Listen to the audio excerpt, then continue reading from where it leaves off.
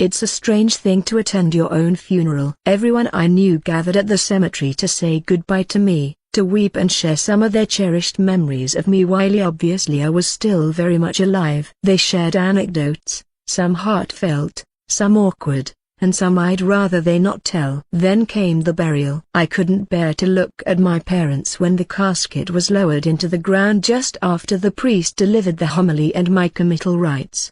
After that, there was a small potluck to feed the attendees under a large gazebo not far from my tombstone. There were several gazebos around the cemetery. Aunt Abby hired a local catering company to serve some Mexican fusion dishes. Next to the table was a collage of all my photos from when I was a baby to my current yearbook photo. A large, leather-bound book emblazoned with flowers and vines lay at the center, with a note card inviting guests to write and share some fun and positive memories they had with me, and also a chance to say their last goodbye. After this, I'd read them front to back and then back to front, over and over, until the words were imprinted into my memory. Whenever I saw someone writing on it, I smiled, wondering what they wrote about me and their goodbye. Sometimes, I'd catch several smiles while they wrote in the book. Sometimes, they cried again. But I won't stray too far, I mused. I'm still here, watching. Most of my extended family were there for my funeral. 18 of them,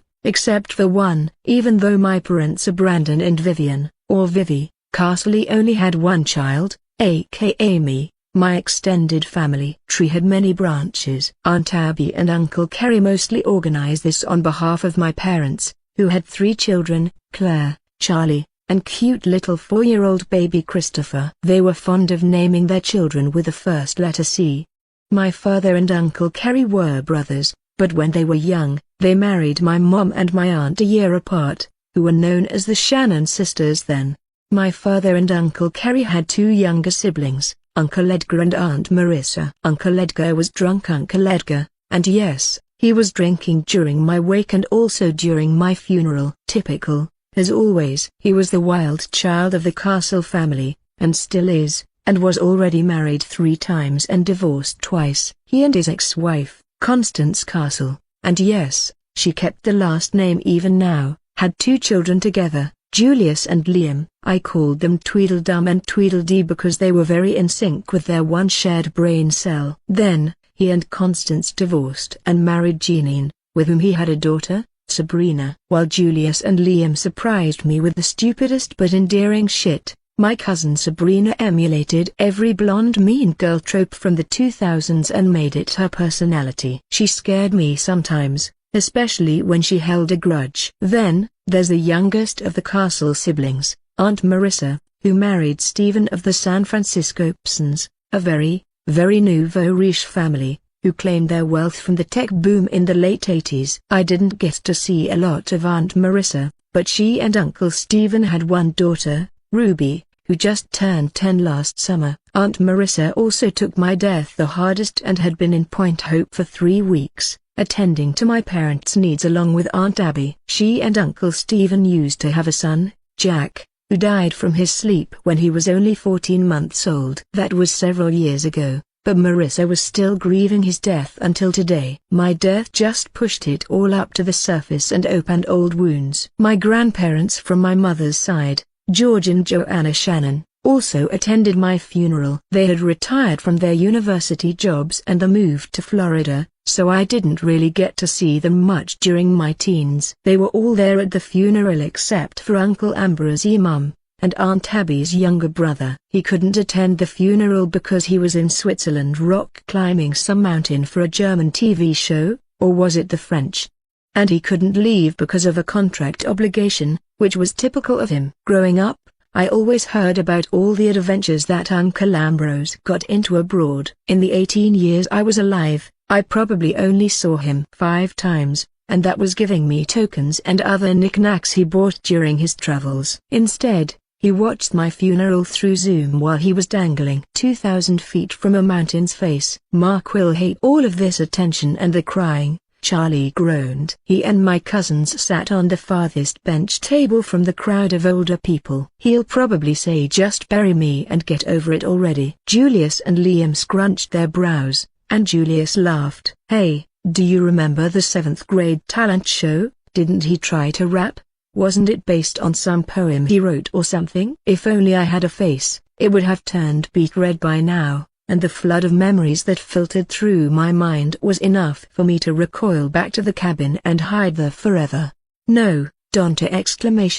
Oh my gosh, shush, Claire said. Mark made us all swear not to. Buta. Julius, no. It's bad form if we say it out loud with his grave next to us, Charlie said. The soil is literally freshly turned. Do you want to get haunted by Mark? I thought you don't believe in that kind of stuff. I don't, but it's still bad manners, okay? It's disrespectful. Yeah, Julius. The guy's already dead. No need to murder him again. Liam laughed, but Charlie smacked him on the shoulder. Ow! What the fuck was that for? Too soon, man. Too soon, Charlie said. And watch your language. Charlie shot Ruby a look at the end of the table, eating a slice of peach pie. Ruby shrugged. I've heard worse in school. Fuck. See? I can also say it. Jesus Christ, you're like 10, Charlie said, though he tried to hide his laugh. Ruby took another bite of the pie. When you live in the city as I do, in the roughest parts of Tona Broken Bar. You live in Palo Alto inside a gated community for tech brothers like your dad,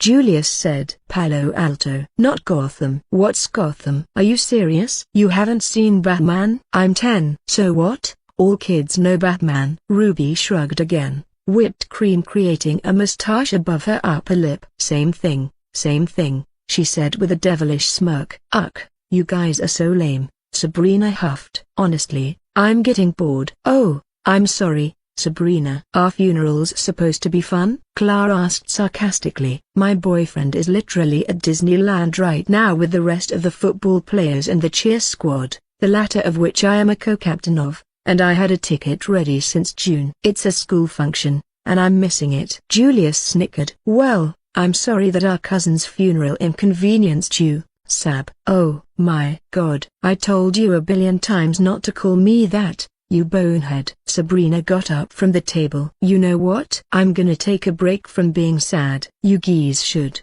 too. Do you know it's bad for your mental health to be sad for more than 24 hours? Seriously, I saw it on TikTok. Heart attacks, a stroke. And I think if Mark is watching us right now, he doesn't want us to be sad and get a coronary, okay? So, I'm gonna go and cleanse my mind. I didn't know we could take sad breaks, Liam murmured, but Sabrina ignored him. And where are you going? Charlie asked Sabrina. To FaceTime my boyfriend over there, far away from all of you because I know you'll say stupid shit and make up gross sounds behind my back. She glared particularly at her brothers. Julius and Liam snickered again from clearly an inside joke that only made Sabrina more infuriated and stomped off the gazebo. Julius quickly updated Charlie and Claire that Sabrina's boyfriend was banned from the house when Jeanine caught them making out in Sabrina's bedroom with the door shut. Sabrina swore nothing was going to happen, but Jeanine wasn't having it, so she grounded her for 2 months.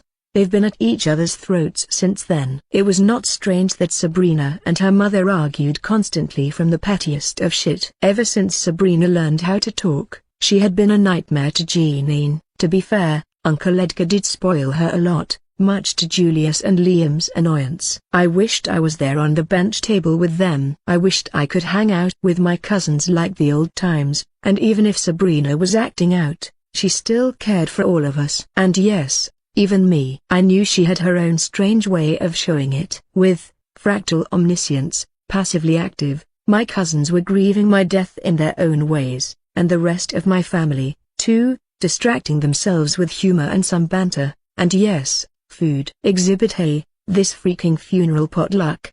They were afraid that if they stopped to think, even for one moment, then my death would just fill them up with rage and helplessness. They didn't want to picture me tied up on a slab of stone as the cult sliced me up. The news focused on that macabre detail for a week. Suddenly, the gazebo went silent, eyes trained on the new arrival by the porch steps. Tessa Burton lingered at the landing, flanked by her parents and her friends. Charlene and Daisy waved to my parents while Paul and Lana stood awkwardly behind the Burtons. Tessa looked like she wanted to disappear. But that was impossible. Everyone knew Hera, the last survivor of the Satanic Massacre, practically a celebrity in town. maybe the entire state. According to the police, based on some of the injuries that the cultists suffered, Tessa Burton fought back hard against her kidnappers. The press called her the final girl of Point Hope. Even the New York Times ran a 2-page spread on her ordeal and eventual escape. But none of that mattered to Tessa. Inside, she just wanted to be normal again. Maybe forgotten. Her presence halted everyone in their tracks, but my mother acted first. Her face softened, and she strode toward Tessa and embraced her. Mom thanked the Burtons for coming and accepting her invitation and encouraged the rest of Tessa's friends to help themselves to the food. There was still plenty left from the chafing dishes. Tessa and I were not in the same friend group, but shared a few classes since she was in the same grade as me. Though we wouldn't call ourselves best friends, we grew up together in this town. As Tessa's mom fixed her a plate, Tessa was drawn to the leather-bound book on the memorial table and opened it to an empty page. She began to write. When she was done writing her piece, Claire walked up to her. "Hi, Tess." Tessa's eyes widened, and she hugged her. "Oh my God, Claire, I didn't know you were in town." "Welp, I have to be," Claire said and hugged her back. "Oh, right. I'm sorry. I'm a bit scatterbrained since I woke up." "No, don't be." Claire squeezed her arm. "I'm just glad you're here. And I mean here. After everything that happened to you and Mark." A broken bar. She trailed off. Tessa forced a smile. "Thanks. I'm here for him and for the castles." What we both went through was a broken bar. Something no one should go through. Ever. Claire finished and gave her another hug. Claire was Tessa's babysitter and her big sister during freshman orientation. I remembered how inseparable they were before Claire left for college. Tessa struggled not to cry. She took a steady breath and confessed, "My parents and I are moving out of town by the end of the semester." Claire blinked. "Where?" Then, quickly, "Oh, shoot. I don't mean to be nosy." "No. Number." "It's fine. We have extended family in Denver. My mom sent the transcripts to my new school early, so I don't have to worry. We can't live in that house anymore, you know." Claire nodded. "No, you don't have to explain, Tess. I'm happy that you're okay. I hear Colorado has the same weather as Oregon, except there's more snow and dry in the summer. There's also a lot of hiking trails." Tessa frowned. "I don't think I'll ever hike or venture into the woods again. It gives me the creeps now." Before Claire could reply, a new voice cut through the air, sharp and furious. "What the fuck are they doing here?" Charlie suddenly snapped, eyes flared with anger. He shot his head toward the gazebo landing, where two people stood awkwardly under the gaze of several glares and hushed whispers. Charlie's face darkened, eyes locked on the intruders. I recognized them immediately. Vivian and Xavier Yates, Ashley and Dave's kids. They were there when I transformed their house, and the nearby neighborhood, into a temporary dungeon. All at once, the events of that morning came flooding to me like a tidal wave. If Vivian and Xavier had decided not to go to school that day, they might have been reduced to their essence along with their parents and their neighbors. God, I was so fucking hungry that day. Worse than this voluntary hunger strike I was on. When the police found the fake journals that Demon and Oracle planted in Hodge's bedroom, all the names of the cultists were on those pages, along with Ashley and Dave Yates. Every crime they committed was written in vivid detail. It didn't even cross my mind what I should do with the Yates children. Besides Jenna Batten, none of the other cultists had kids. Vivian and Xavier were now living with their grandparents on the south side of town, and they had been hiding from everyone for the past 6 weeks. Their grandparents even pulled them out of school for the rest of the semester, and the school just sent them the necessary paperwork on curriculum for homeschooling so that Vivian and Xavier didn't fall behind. A few shameless reporters hounded them when Ashley and Dave's names were made known to the press. Still, eventually, they got bored and searched for other prey for their sensationalized accounts of the massacre. And now they were here at my funeral. Though Tessa and I were acquaintances, I had little contact with Vivian and Xavier, or maybe a word or two in a few classes we shared. They were a grade lower than me and hung around a completely different crowd. But why are they here? Before I could turn around to see what my parents were doing, Charlie, Julius, Liam, and Erica were already marching toward Vivian and Xavier. Even some of Tessa's friends Paul and Dacia joined the posse. Erica tried to persuade Charlie from blowing up in front of everyone. "Babe, there's people here, Erica pleaded. "You two are not invited," Charlie said. "Family and friends only." "We're Mark's friends, too," Vivian said. "We have every right to be here." Charlie scoffed. "Oh? Since when?" "Mark never mentioned both of you. Ever." "Look, I don't want to make a scene, Charlie," Xavier said. "We're just here to pay our respects, okay?" "Is that a crime?" "Teammate to teammate." "We lost family, too." Clearly that was the wrong thing to say because my cousin turned beet red. "Respect? You call what your psycho mom and dad did to him respect? Do you think we owe you one?" "And just because we played football together doesn't mean we're friends." "Our parents wouldn't do that," Vivian insisted. "It's still an active investigation. The police didn't confirm it." "My parents are also victims of this tragedy, Charlie." "They're not part of the cult or whatever." "I've lived with them all my life and have never seen them do that." "It's impossible." "Haven't you seen the news lately?" Daisy pointed out. "The police and the FBI already released a press statement a week ago." "Your dad and your mom are part of it, so quit your bullshit." Behind her, Paul gave Charlie and Julius a nod that he had their backs. Xavier was not a big guy, but he also didn't look like the wind could blow him over. "Should we do something?" Tessa whispered to Claire,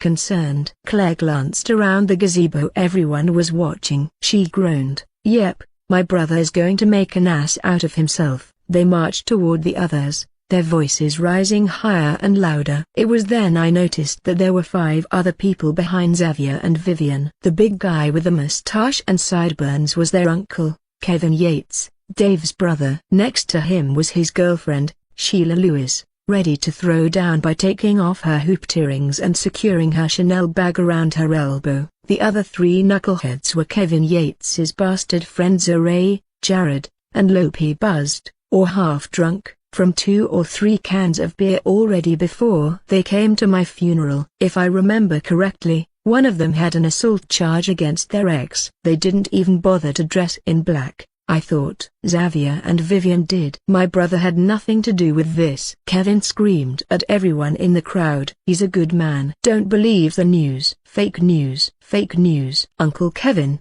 please," he broken bar Vivian begged. "All right. Time to shut this idiot up," Julius hissed. "Hey, don't you come walking up her." Kevin Yates didn't even finish the sentence when a curled fist flew from the side and punched him square on the jaw. Julius froze for a split second as my father grabbed Kevin by the collar and threw another punch. Like an enormous crash, chaos spread like wildfire across the gazebo. Everyone was screaming, throwing things, even food, crying, and begging for the others to stop. David Dilworth, the police chief for PHPD, along with some of my dad's cop friends, jumped in to break up the fight. Out in the periphery, Katie Reeves from KGWA in Portland filmed the brawl with her phone, surely to make the 7 o'clock news tonight. It took over 4 minutes to pry everyone off each other and for Chief Dilworth and the other cops to kick the Yates and their friends from the funeral while Kevin threatened to press charges. I noticed Kevin was smiling. He got what he came for.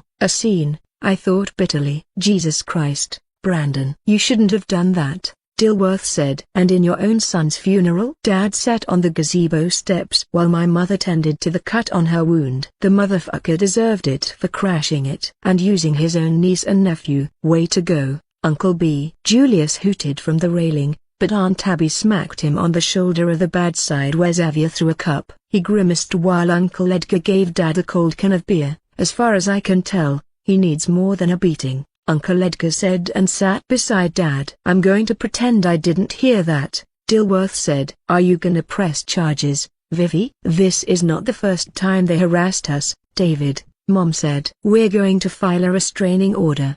They've been causing a ruckus online and posting very disturbing stuff on Facebook that everything was a lie, and it's upsetting my wife, Dilworth." "Upsetting everyone. Can't you do something about that?" Chief Dilworth sighed. "Look, I'll talk to them again. If they harass more of the other victims' families, I'll threaten them with jail time. Okay? Come by the station tomorrow, and I'll give you the proper forms for the restraining order." "Heck, call your lawyer." "Thanks, Chief," Dad said, then turned to Mom and said, "Sorry about the mess, love. I shouldn't number." "Don't be." "Like you said, The motherfucker deserved it. Dad smiled and gave Mom a kiss on the forehead. Sabrina walked up to the gazebo after ending her FaceTime call with her boyfriend, confused as to why half of the potluck table was now upside down. All the food and paper plates were scattered everywhere, and half of her family now had cuts across their faces, busted lips, and bruised cheeks.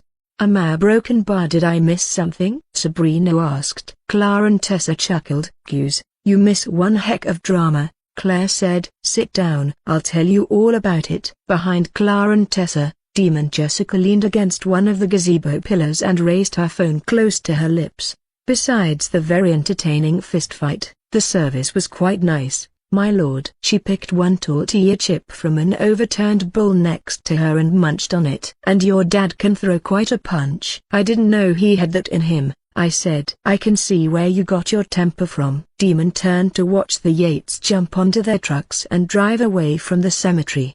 Kevin was behind the wheel, glaring at my parents as he passed. His girlfriend, Sheila, opened the sunroof, climbed up, and threw 2 middle fingers at my parents, cackling. My stomach growled again, and Demon sensed it. "You need to feed, my lord," she said. "I still need to do some vetting before I do." Demon thinned her lips. "Well, a broken bar oracle and I discussed a few delvers for you to try." I raised my eyebrow. "Without consulting me?" "You were busy making sure your family was okay, and there was this funeral after all." "We know you are preoccupied with that, so we did our due diligence to make your life easier." "We care about you, my lord." "We can feel your hunger, and you were not looking too good the past week." "I'm thankful for your concern, Demon, but I am fine." "Really?" "You have plenty of crystals to spare. 6 teleportation uses. 3,000 crystals easy. I only need 3 delvers to trigger a scenario for the guild to pay up." "Wait,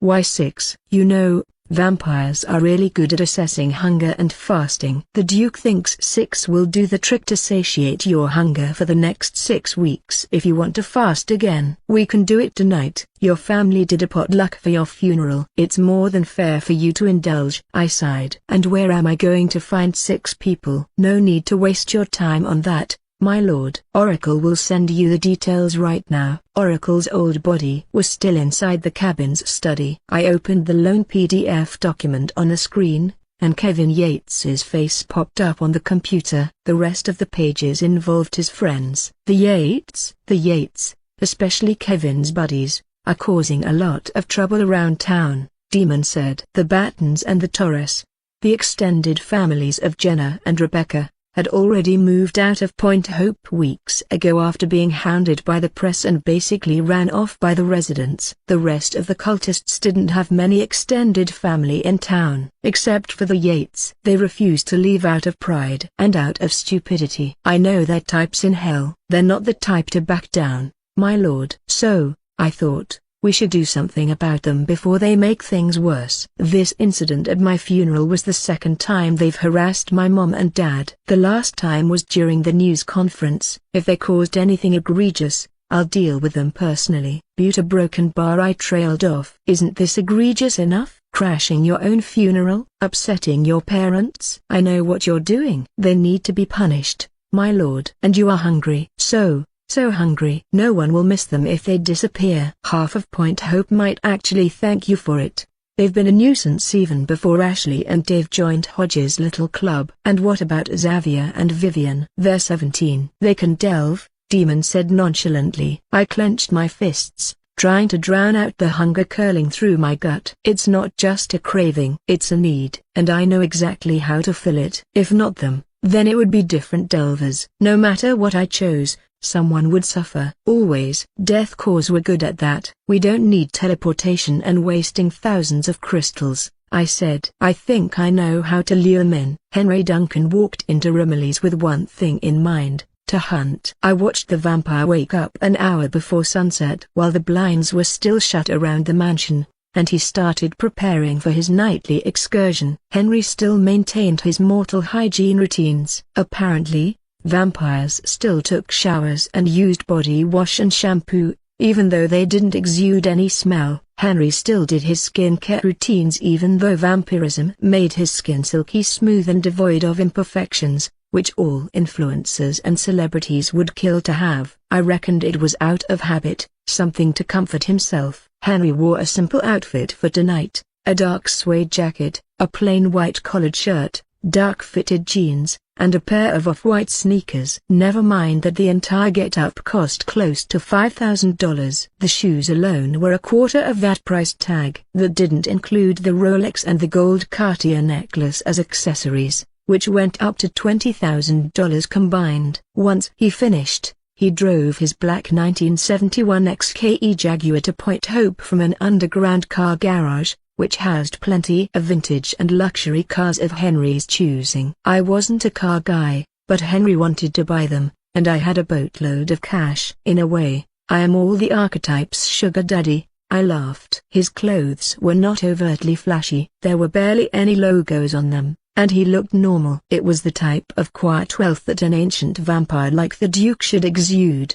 which Henry was more than happy to play and elaborate further. Yes, also the spending sprees. For the past 6 weeks, Henry had been practicing how he should walk, talk, and even stand. The type of things he should know about his fake past. But with these traits already built into his archetype sheet, it came easy to him. Like peeling an orange, puzzle pieces began to click into place, and soon, Henry could recite to me what happened during the War of the Roses in vivid detail as if he lived in that era himself. He also made up a lost play that Shakespeare had written, reciting each line as if he were reading the pages right in his hand. Every instance he dropped an obscure name of some nobleman or a soldier in his retellings. Oracle searched online for if such a person existed, and they did, sometimes so obscure that they were merely mentioned in the footnotes of history, with Henry improvising as if he knew them personally. And perhaps he did. It was another impressive display of the system's time-manipulating powers,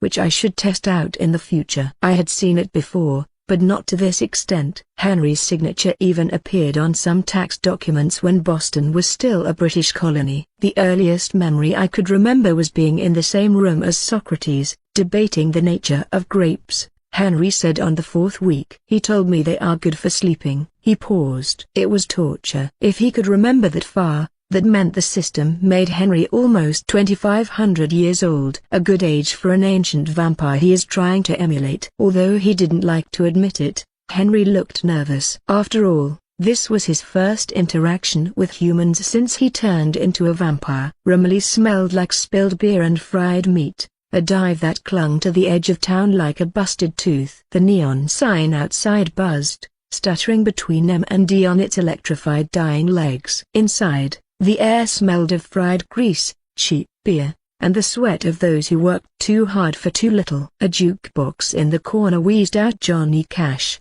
half swallowed by the low murmur of multiple conversations, the occasional burst of drunken laughter, and the clack of pool balls knocking together. The regulars were here, same as always, men with hands rough as asphalt, their faces carved out of hard labors. You know, true, blue-collared folks. The real red-blooded American, they were proud to say. Not like the pussy shit from the coastal elites. Like the one entering the door. Everyone in Rumley's, all 20 patrons, paused for half a second. Henry Louis Duncan stepped inside, towering between the door frame. The regulars gave him the once-over, then turned back to their drinks. There was a slight drop in the air, but the regulars knew trouble when they saw it. More importantly, they knew when to leave it the hell alone. They didn't understand why they suddenly all got this weird feeling, but no one dared to mention it. Henry Duncan stood out like a sore thumb. A handsome, charismatic man, very well dressed even when he's supposed to wear something casual,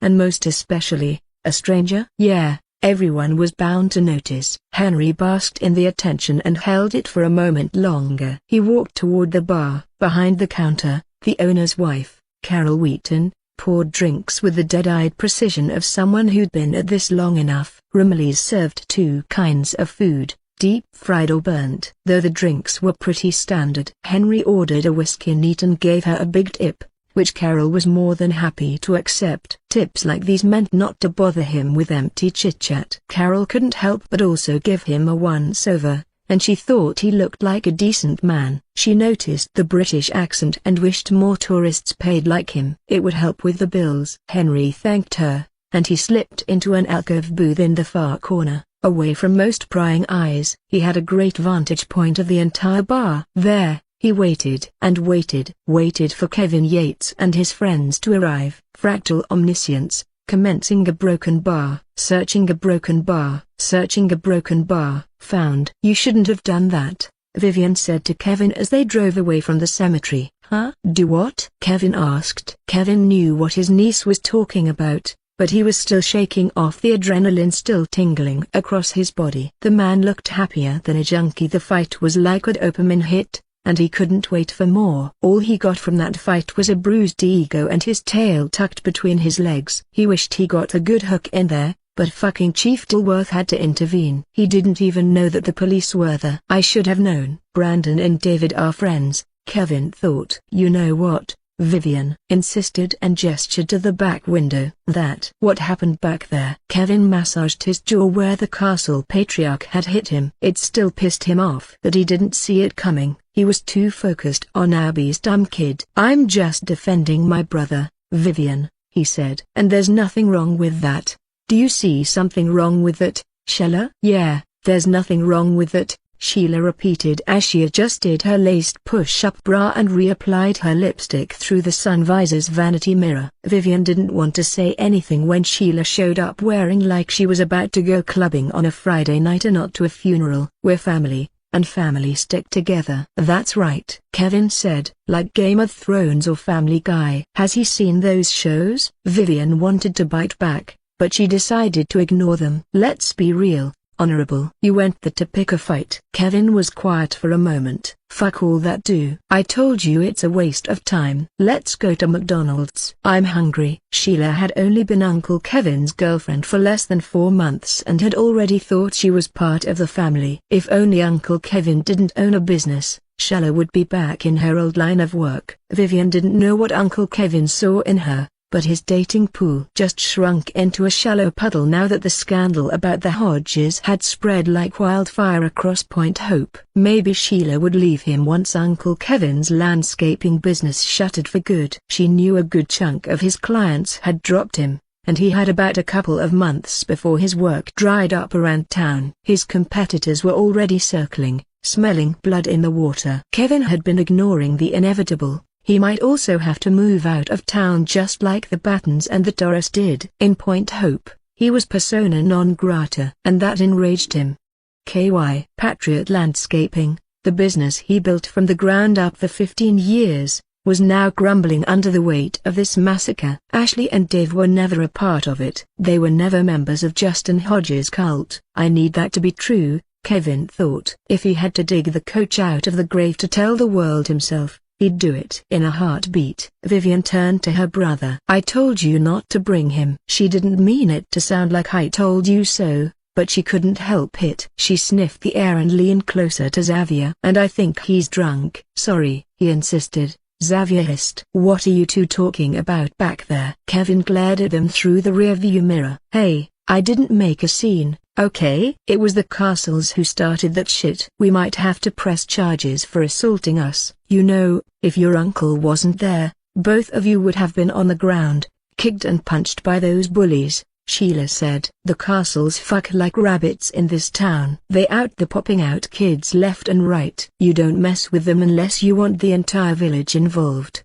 okay? Thank God your uncle and the other guys were there to protect you and watch your backs. But come now, Xavier. Vivian, do you really think it was a good idea to go there in the first place? But he's our classmate. We just want to pay our respects, Vivian began to explain. I don't know why that's so hard to understand. Listen, you barely knew the boy. Let's be real here for once, girl. At the nail salon, we hear lots of gossip. You've gone to 2 other funerals, and you were not welcomed on either one. This might be tough to hear, but no one wants to hear your explanation when people are grieving. Shut up, Sheila. No one asked you to be here, Xavier said. Everyone's gonna be there, and we just want to explain that Mom and Dad didn't do it, okay? That what they said about them isn't true. They were murdered by Mrs. Fairley. If they belonged to Coach Hodges' cult, why would they kill them? Hey, you don't talk to Sheila that way, boy," Kevin roared. He slammed on the brakes and parked the truck on the side of the road in front of Burger King.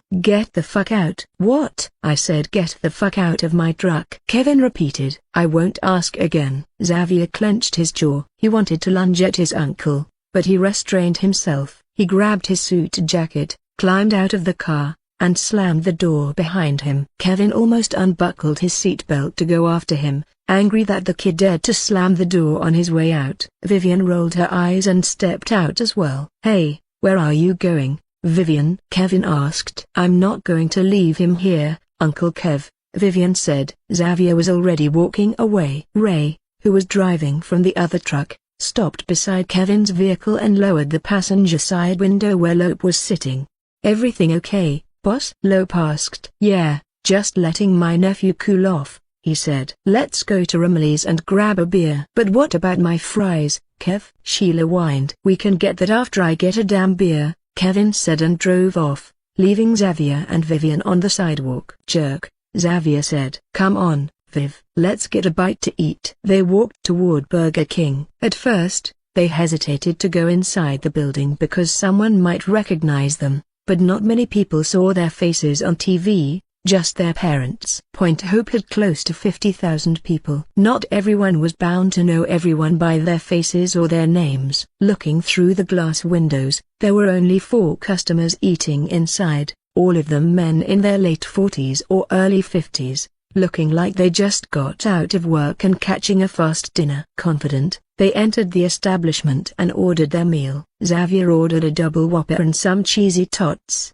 while Vivian got a spicy chicken sandwich and some fries. Both of them ordered a Coke. Xavier insisted he was paying since he was the one who dragged them out of Uncle Kevin's truck. From the store, it would take them 40 minutes to walk all the way to Grandma's house, so they might as well eat now and forget about what happened at the funeral. That was when Vivian found the woman behind the counter oddly familiar. The cashier looked to be in her early 30s, average height, and had a shock of white against her frumpy black hair. She distinctly remembered the cashier's witchy, high-pitched laugh and, for some reason, burning incense. "Hey, do I know you from somewhere?" "I think we've met before," Vivian said. She glanced at the cashier's name tag on her left chest. "Lauren." "I can't really put a place to it." "Summer, maybe?" "I think so." Lauren beamed a wide smile. She glanced over her shoulder as if to make sure her manager wasn't looking and leaned closer. "You may know me as Madame Dallaire,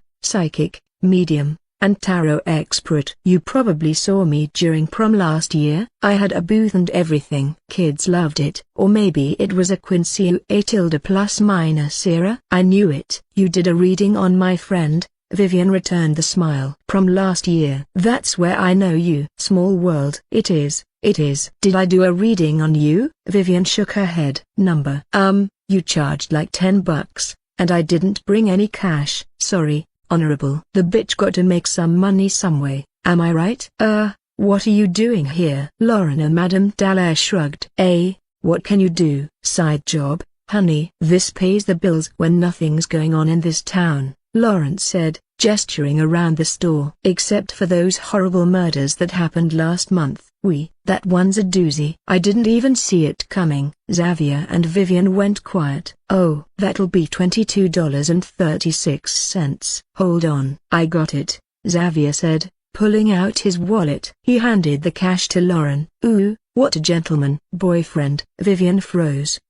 He's my brother." Lauren tried to hide the flush on her cheeks. "Whoa, shit. Me and my damn mouth." "I'll get you the change, girl." She grabbed the $20 and $10 bill from Xavier's hands, who was trying not to laugh. Their fingers touched. Lauren froze for a moment, forced a smile, and accepted the cash. She opened the register and put them inside, but the woman could no longer look at them in the eye. "Is something wrong?" Vivian asked, noticing it. Lauren forced a bigger, reassuring smile. "No, number. It's nothing." Here's your change." $7.64. "Here's your receipt." "We'll call your number at the top once it's ready." Lauren quickly excused herself to the back. Vivian didn't want to say anything but thought Lauren might have recognized them from the news. For the past few weeks, That's what always happened. Total avoidance. Ignored like Vivian and Xavier didn't exist. It was as if the people were annoyed that they breathed the same air as they did. "Let's go sit," Vivian said, and they chose the furthest booth from the door and the register counter. 5 minutes later, their food was ready. Xavier walked up to the counter and grabbed the tray, though it was no longer Lauren behind the register but some guy with a unibrow. They ate their food quietly. There was little to say about what happened today. They needed the fuel to go home. Just eat and move on, Vivian thought. Her phone chimed. Grandma Margie texted them to see if they'd eaten anything yet, and Vivian replied that they had grabbed some fast food. She then reassured her that they were going straight home after. Grandma texted back that those foods were unhealthy, to which Vivian sent a laughing and crying emoji. Grandma sent an eggplant back. Vivian laughed. "What?" Xavier asked. Grandma sent me an eggplant emoji. She turned the phone over to face him. "What? You?" No, I think she meant to say we need to eat more vegetables." Vivian looked at her screen again. "And a broken bar. Grandma found all the vegetable emojis because she's sending them to me now." "Fuck," Xavier hissed under his breath. "Don't look, but Brett is here." The double doors swung open, and the rowdy and laughing voices of 3 men filled the restaurant. 2 of them wore Point Hope High School's gold and black Letterman jacket with a grinning bumblebee, the school's mascot, embossed on the shoulders. 1 wore a football jersey. A woman wearing a pink puff jacket trailed after them, long red hair tied into a bun, trying to hide her annoyance as one of the men wearing the Letterman jacket stumbled forward and almost face-planted on the tiled floor. They marched toward the register, where the guy with the unibrow took their orders. Xavier and Vivian made themselves as small as possible. Too late. Brett Driscoll, the guy in the football jersey, spotted them. His eyes gleamed bright and mean. "What the fuck?"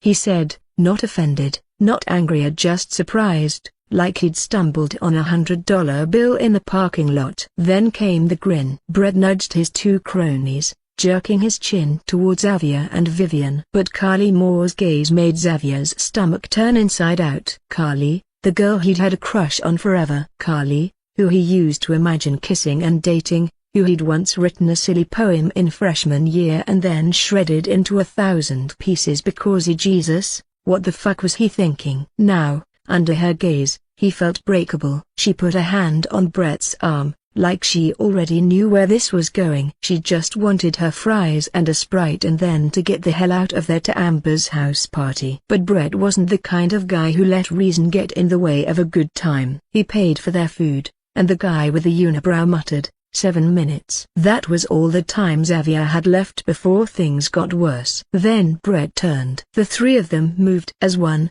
their sneakers squeaking against the tile as they made their way toward the Yates kids. Carly trailed behind, casting Xavier and Vivian a look that said, "I tried." But trying wasn't enough. Not with Brett. Well, Brett said, grinning. "Look what we have here." "The devil spawns themselves." "Brett, don't be an ass," Carly said, sighing. "What?" "I'm just saying what everyone else is thinking." "You know how many people your parents murdered before Green Hill?" Xavier and Vivian stared at their half-eaten food, their fries limp and unappetizing. They didn't answer. They didn't have to. 12, Brett answered his own question. Vivian's pulse thudded. That wasn't right. The cops never mentioned murders before Green Hill, only what they'd found in Hodges' journals. 4 unidentified victims. 4, not 12. Before Mark's sacrificial murder, Vivian thought. Xavier's head snapped up. "Where'd you hear that bullshit?" Ryan Lennon snickered. "Dude, your parents are, like, famous now." "I mean, infamous." "What? You seriously haven't seen it?" Alex Wexler's face lit up. He fished his phone out from his jacket, thumbs flying as he scrolled. "Hold up. You gotta watch this." He hit play and turned his phone around. A video. Already halfway through, a bunch of pictures and news footage from the past several weeks were on the screen, aided by a familiar voice in the background. Vivian leaned forward, stomach lurching. "Isn't that Dylan Griffin? The guy who found that body in the woods? The one who got cancelled?" She emphasized the last part. "He has a new show called Dead Pacifica with Reto Kearns. You know, that dude who dated Addison Rae? They're talking about the murders in McLaren Forest. Your parents are in episode 1. Isn't that crazy? Alex said. It's got millions of views. Hope is famous now. You're all. Brett elbowed Alex. Dude, that's not something to be proud about. Xavier and Vivian both shared a concerned, dreaded look. This was getting worse. The stories they had been spinning quickly got out of control. And now a freaking YouTuber hack made a video about their parents. It made them angry, made them upset. One thing going through Xavier's mind was to sue Dylan Griffin for making up stories about their parents. They're victims. They're victims. Xavier wanted to shout across the rooftops. That's enough, Vivian said sternly. Alex reeled his phone back and put it inside his pocket. The boy knew when he hit a nerve, but instead of gloating about it, he felt sorry. Though he didn't say it. Brett, however, reveled in it. Can we eat our food in peace, Brett? Vivian said. My brother and I just want to be left alone. Brett bit his bottom lip and shrugged. Oh, I wish I could. But then I wish you could do the same for the other families you've been harassing in the past couple of weeks.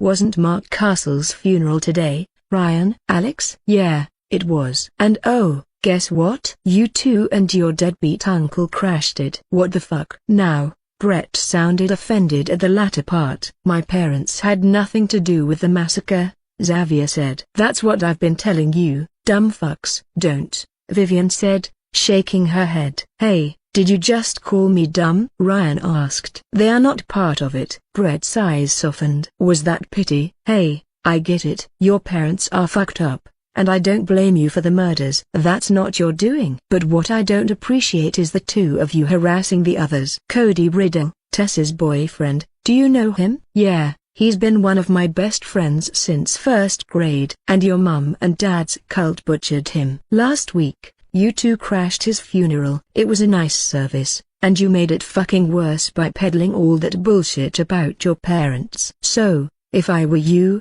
I'd shut up or leave town. Easy solutions. Ryan chimed in. Better yet, don't fucking interrupt more funerals, man. That's just way uncool and rude. Have some manners. Yeah, that's just plain disrespectful, dude, Alex said. I mean, with parents like that? Maybe they didn't teach them manners, Brett snickered. Alex, Brett, enough. Carly insisted. Jesus, let's just grab our food and go, okay? Brett shrugged. He picked up the tray of cheesy tots from Xavier's plate and turned it upside down. Oops. The cult did it, he said, laughing, and walked back to the counter with the others. Eventually, Brett and his friends grabbed their to-go bags and walked out of the restaurant. Carly lingered for half a second, long enough to cast Xavier and Vivian a look of half apology, half pity before turning and following the others. Xavier watched as they piled into Brett's car, their laughter muffled behind closed doors. The engine roared to life, headlights sweeping across the restaurant's window like a searchlight. Then they were gone,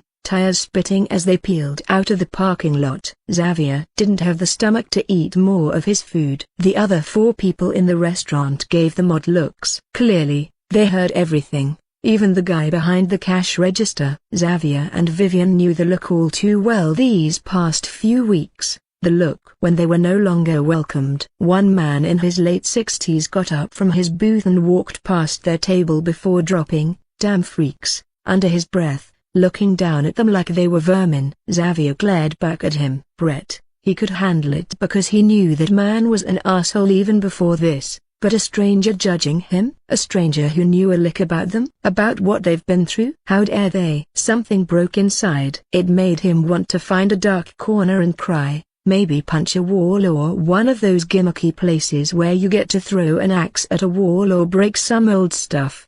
Xavier grabbed his suit jacket and slid out of the booth, marching toward the door. Vivian followed after him. He didn't wait for her and turned left on the sidewalk, heading north. Wait, Xaf, Grandma's this way. Just leave me alone, Viv. I just want to be alone right now, Xavier said. Wait. I'm coming with you. No, don't. Xavier whirled around. Go home. I want to be alone. Please. I don't think it's a good idea for you to be alone right now. Don't listen to them. Don't listen to what they say. You know it isn't true. Just stop it, okay? Just stop it. I'm older than you, So when I tell you to go home, go home. I don't want to be around you right now, okay? I don't need you breathing down my neck. Vivian reeled back. You know what? Fuck you, Xaf. Yeah, fuck you. Go on your little walk, whatever. I don't care about you anyway. Well, good. Even better. Xavier pivoted his heels and continued walking. Hey,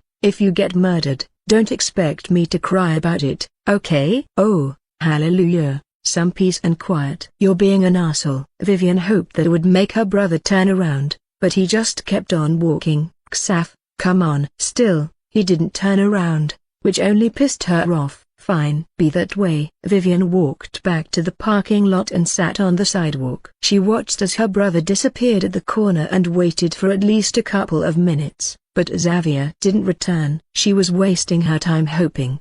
He was out on his thinking walk again, she thought. He had done this before. She didn't expect Xavier to return to the house until way late at night, and she never really asked where he had gone in his walks. But it always brought his mood up. A car pulled over next to her. Hey, is everything okay? It was Madame Dallaire asking. Oh, hi. No, just resting my feet. It was a flimsy excuse, but to be honest, she was trying not to cry, and also to prepare herself for a long walk to Grandma's house. From how Madame Dallaire looked at her, she probably overheard that shouting match in the parking lot. Where's the other one?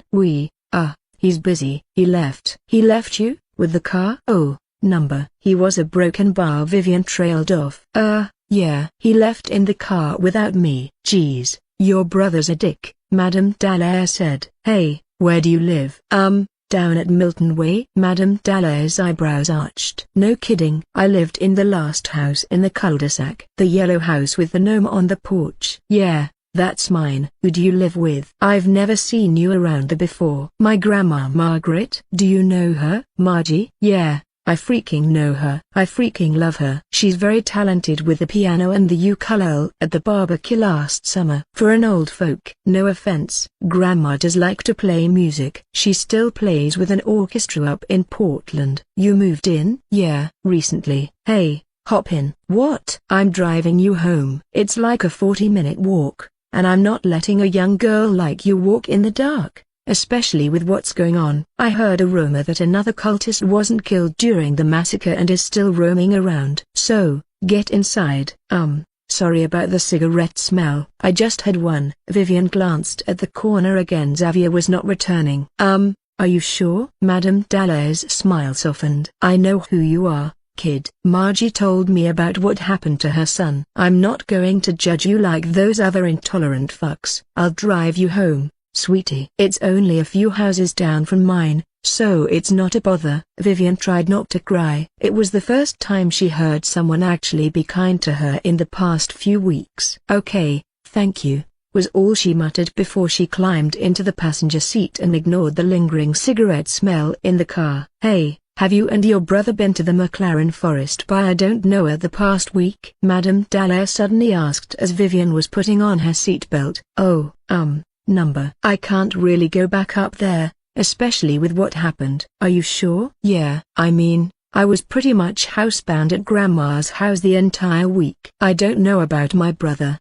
though. He takes long walks a lot. She paused. He might have been. Why? Madame Dallaire shook her head. Oh, it's nothing. Nothing at all. Back at Romilly's bar, a few minutes after Henry arrived, the door banged open, and in came Trouble, laughing, swearing, and already stinking of beer.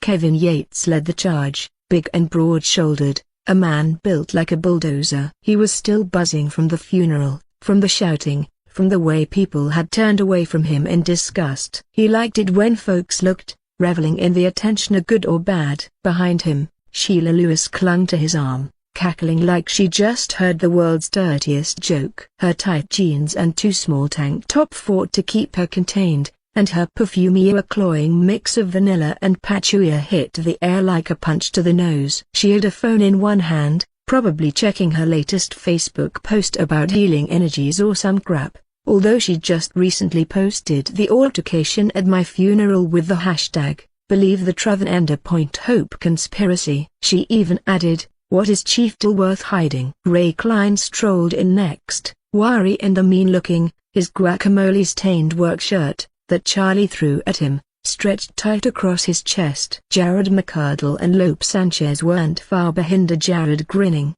already looking for a waitress to hassle, and Lope, silent as always, just going where the beer flowed. The regulars barely looked up, but a shift rippled through the room. Conversations dropped in volume. Bodies leaned away just slightly, a collective sigh of, "Here we go again." They knew Kevin and his short temper. Kevin and the others stomped to their usual booth near the jukebox. Jared was the only one who went to the bar and asked Carol for a round of beer on tap for his friends. He also ordered some loaded fries and nachos. A few minutes later, the waitress, a woman around Shella's age who resembled her, walked out of the swinging kitchen doors with a tray of Jared's orders and placed them on the table. "Hi, Kate. I didn't know you were working tonight," Jared said, leering at her. The waitress Kate rolled her eyes. "It's Saturday. I'm always working this shift." She turned to face Sheila. "Sis, can I speak to you in private?" It was Sheila's turn to roll her eyes. "What is it?" You can tell it in front of them, especially Kevin. "Oh, she was good, I thought." Sheila knew exactly what her sister wanted to say to her, and it was about her crashing my funeral. Kate bit her bottom lip. Her first thought was, fuck it. But she managed to reel her temper in and paused. She noticed Kevin was watching her, ready for the blow-up, and right now, Kate had no patience for trouble. So, she took a deep breath and forced a smile instead. "Yeah, Broken Bar will talk to you at home." "Oh, but I'm sleeping at Kevin's place tonight." Kate paused again. She didn't like Kevin. Actually, she didn't like any of them. They were all bullies. She was confused when Sheila started dating him when just a few months ago, she was talking some bad shit about him and his friends. She was surprised when Sheila announced they were dating, so Kate reckoned it was the money. Kevin was pampering her, and Kate didn't like how dolled up she looked. Sheila never used to dress this way. Sheila liked sweaters and leggings, not dressed like a Playboy bunny. Kate didn't know why her sister had stayed with him after what had happened in the past few weeks. "Fine. I guess I'll see you tomorrow," Kate said, pivoting her heels back to the kitchen. "See ya, sis." "Hey, Kate. When are we going on that date?" Jared said, laughing. "I'm busy," Kate said. "You're always busy." "How about Tuesday?" "I'm free." "You gotta go with me at some point." Kate continued walking but threw him the middle finger. "Maybe when you're asleep," she said. "In your dreams, dude." Lope and Ray laughed, and Jared didn't appreciate the gesture. He had been coming after Kate for a few weeks, and the woman wasn't budging. It was clearly bothering him. He's the type of guy that gets the woman in a week, sometimes. That night Kate was different, and it was starting to piss him off. Which was exactly when Henry chose to strike. He raised a finger and got Kate's attention. For a vampire in a crowded room, it was easy to snap someone's gaze to Thema and only them. She immediately approached him. "Yes, how may I help you?" "I feel a bit peckish." "What kind of food do you serve?" "A Broken Bar." He pretended to look at her name tag.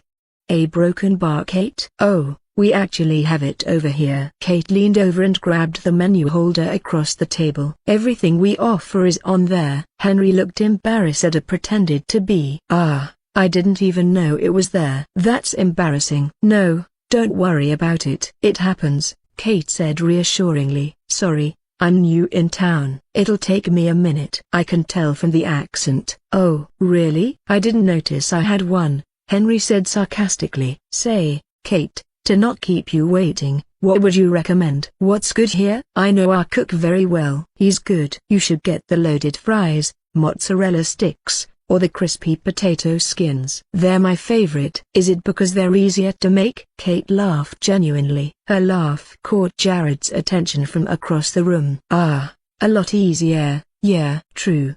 Look, if you're really peckish, it'll get your food on the table quickly." To tell you the truth, no one really eats the main courses. That's for the afternoon rush for families. At night, it's more of cheap drinks, finger foods, sports TV, and playing pool and darts kind of place. If you're looking for a really good steak, you'll have better luck in the restaurants downtown. The Rouge is the place to go. I know the chef.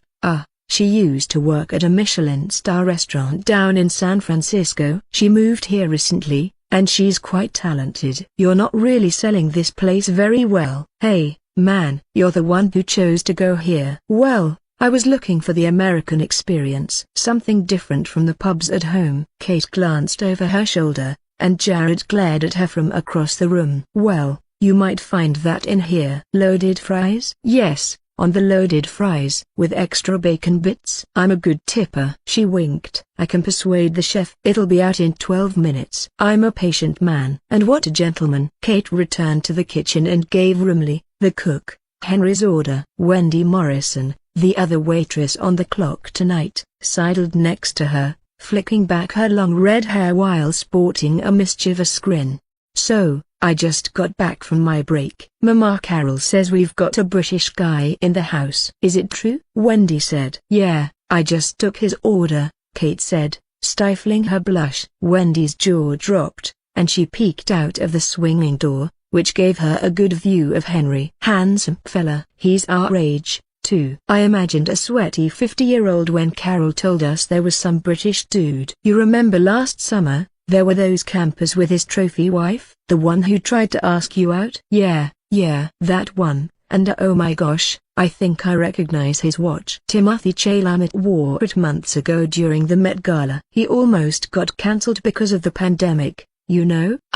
It cost more than my monthly salary. Okay, how can you even see that far? And how do you know that? I've got good eyesight, babe. And you know I'm chronically online. What are you two doing in here? There are customers out there waiting and wanting to eat, Rumley said. Boss, our regulars don't eat your food, just Carol's drinks, Wendy said. Except for your fries. They're better than McDonald's. Rumley shook his head. I'm not paying you two to insult me, you know. Rumley chuckled before getting back to the grill. And that's why you love us, Rem, Kate said. Oh, I bet he's part of that British family that moved into that old asylum by the lake, Wendy said excitedly. I heard they turned it into a manor. I wonder if he's the owner. Also, I heard a rumor from a contractor that was helping renovate the place. Apparently, they're related to the king. Wendy, you think every British guy is related to royalty? Wendy rolled her eyes. It's the accent, okay? It's my one true weakness. Hear me out. What if we accidentally get lost in the woods and, you know, end up at his manor? Let's pick a time when it's raining that way. We can Pride Prejudice it, and he has no choice but to let us poor stranded girlies stay for the night. Then, we will be like a couple of duchesses or something by the end of the year. At the murder forest? No, thank you. Kate. You are no fun. And at an asylum? Former asylum. Still, it's creepy. I don't know. I think it's charming. I'm kind of curious what it looks like now. Do you remember when we were in high school? Kate paused. She remembered going to the lake and seeing the looming abandoned, grotesquely gothic building at the top of the cliff. Broken bar. Did she enter the building? She might have. High school was like almost a decade ago, Kate said. Plus, it's haunted. Wendy also tried to remember. I think I dared Aaron Posey to go inside for 5 minutes in exchange for a hand job, which I did not give to him, by the way. And I'm not bothered by a haunted house. You know me. I like horror movies, and I love Brighton's haunted corn maze. Oh my gosh, what if he's like Dracula? Kate scoffed and laughed. To this day, you are still obsessed with vampires and werewolves. Wendy struck a cheeky pose.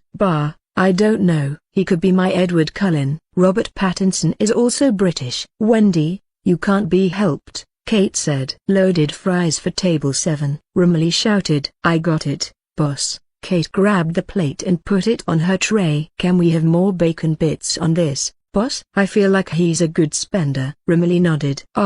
Fine. Make sure he buys other things on the menu, too. Will do. Wait. Is that his fries? Can I give it to him? It's almost the end of your shift and you've been here since 3, Wendy said. Kate shook her head and said playfully, no, I'm doing it. I bet he's a good tipper. I need the cash for my vacation this week. LA is super expensive, especially Disneyland. But Kate shook her head. Stay away, Wendy. He's sitting on my table. Okay, he's mine. Wendy raised her eyebrow, looking proud. You cheeky bitch. Go on, Kate. Grab that bag. I'm not grabbing Anya. Kate took a deep breath. Bye, Wendy. You're too much. Wendy slapped Kate's butt, and she almost dropped the plate from her tray. Kate returned to Henry's table. That was fast, Henry said. You caught the chef on a good window. Lucky you. Here. Henry opened his wallet and pulled out 3 $100 bills. He placed it in front of her. I'll give you the tip in advance before you clock out of your shift. How do you know it's almost the end of my shift? Henry pretended to be surprised and then suppressed it with a nonchalant shrug. Lucky guess. I can't take that, Kate said, though she was charmed. I insist. You've been very helpful, and I'll definitely take that suggestion you made about the steak from the Rouge. I might go the next week. Sir, I don't. Please take it. I don't really have a lot of friends around here. I'm new in town, remember? You don't have to bribe someone to be friends with you, Kate said with a smile. You can just ask and talk to them. Point Hope has a lot of friendly people. Okay. Then, if you're not taking this, may I take you to that steak dinner instead? It's pretty sad if I'm eating out alone, like what I'm doing right now. It's better to go with good company, especially when that company personally knows the chef. Kate froze and leaned back. Bold move, Cotton. Don't you have a wife? Girlfriend? Would you be disappointed if I said I was single? Kate blushed. No, she definitely wouldn't. Are you? Henry leaned forward, making sure that she could smell his cologne and that sweet scent of vampiric persuasion. Look, I could either Google what to do in Point Hope and be disappointed,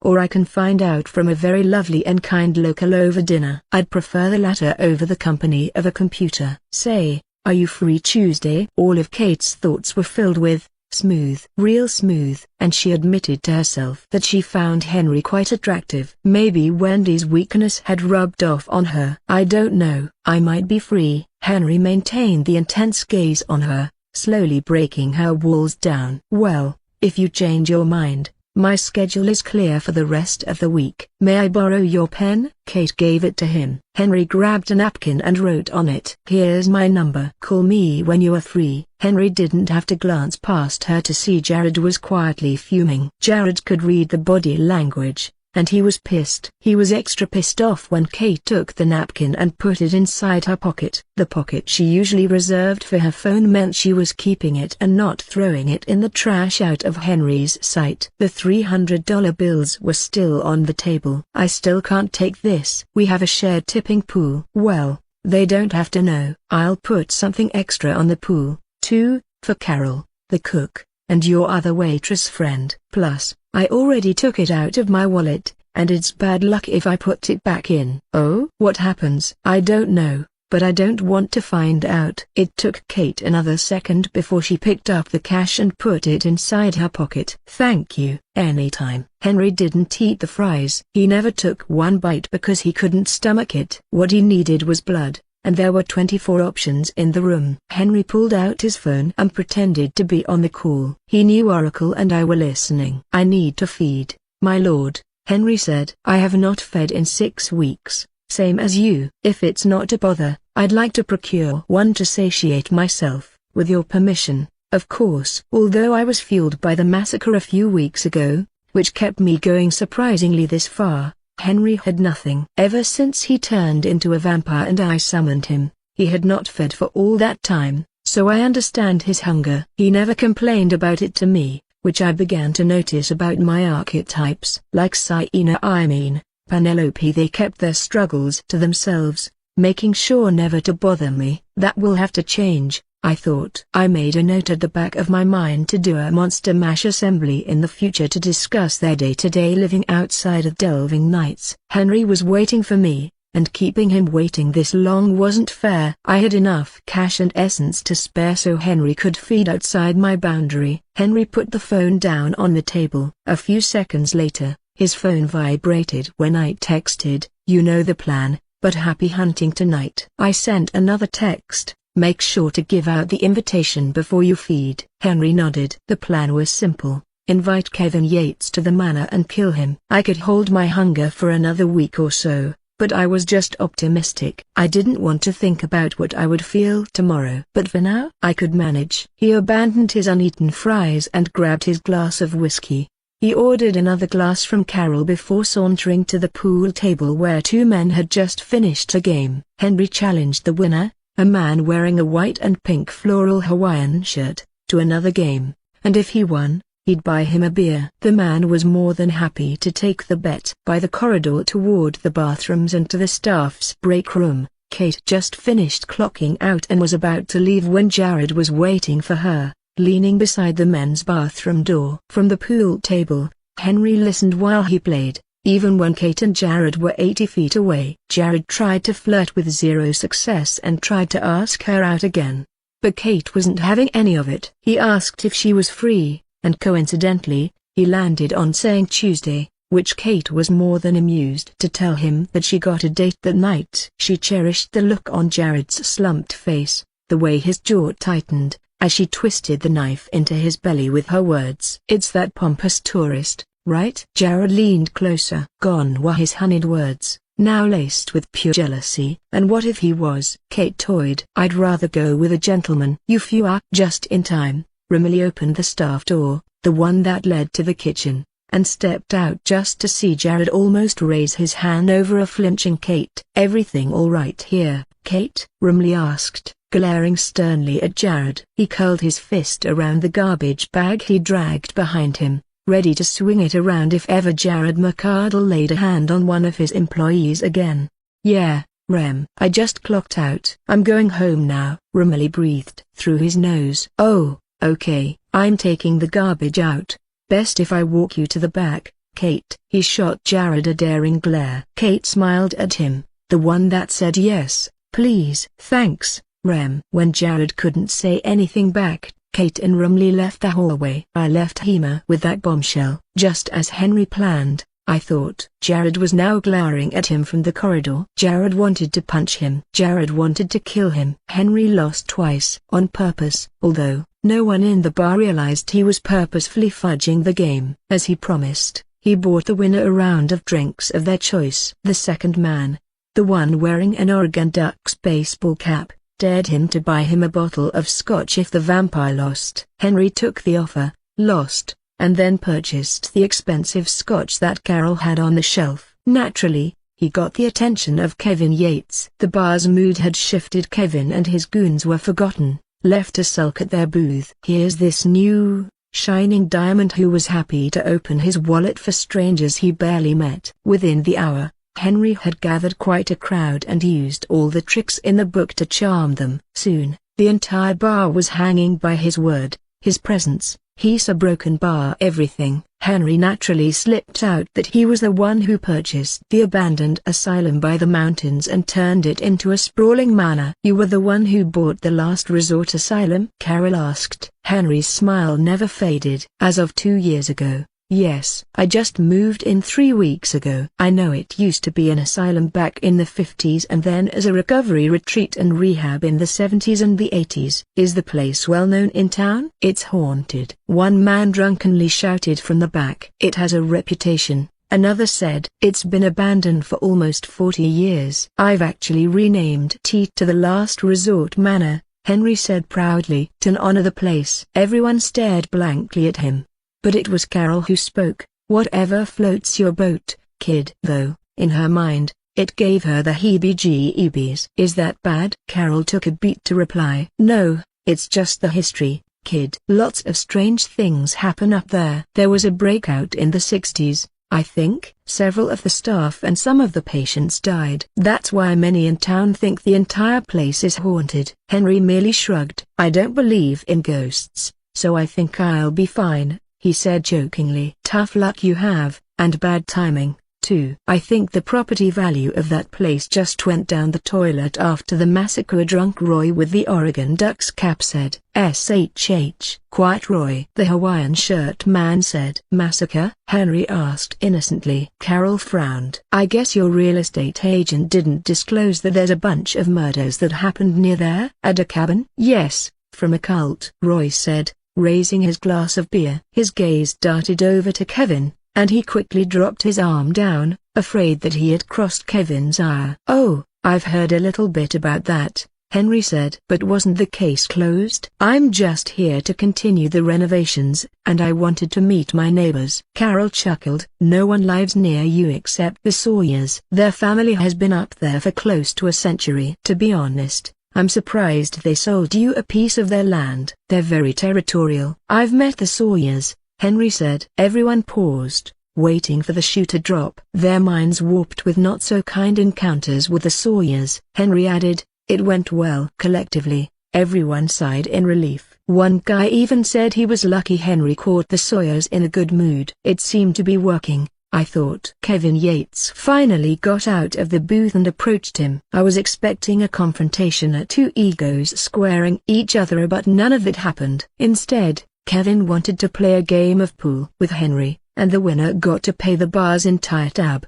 All the patrons salivated over the bet. Free booze is free booze. But this time, he made Kevin work for it. Close call after close call. Their scores were a nail-biter that the crowd loved. They even started taking bets. There was a moment when Kevin really thought he was going to buy the entire bar's tab, and he didn't have that kind of money. Not when he had a business to keep. Shelley tried to sidle in and take Kevin away, pretending to be too drunk to continue the game, but Kevin was in too deep. He couldn't chicken out now. He had to save face. But Henry let Kevin win in the end. Kevin let out a loud whoop. Ray and Lope also cheered behind him, and Sheila was relieved. "A round of drinks for everyone?" Kevin asked, egging Henry on. Henry smiled and nodded. "Carol, pour out your most expensive bottle of tequila." Carol raised an eyebrow. "Hey, if you insist." A broken bar. As the drinks poured and the night grew rowdier, Kevin managed to pull Henry aside by the bar counter. "You were pulling back," Kevin said bluntly,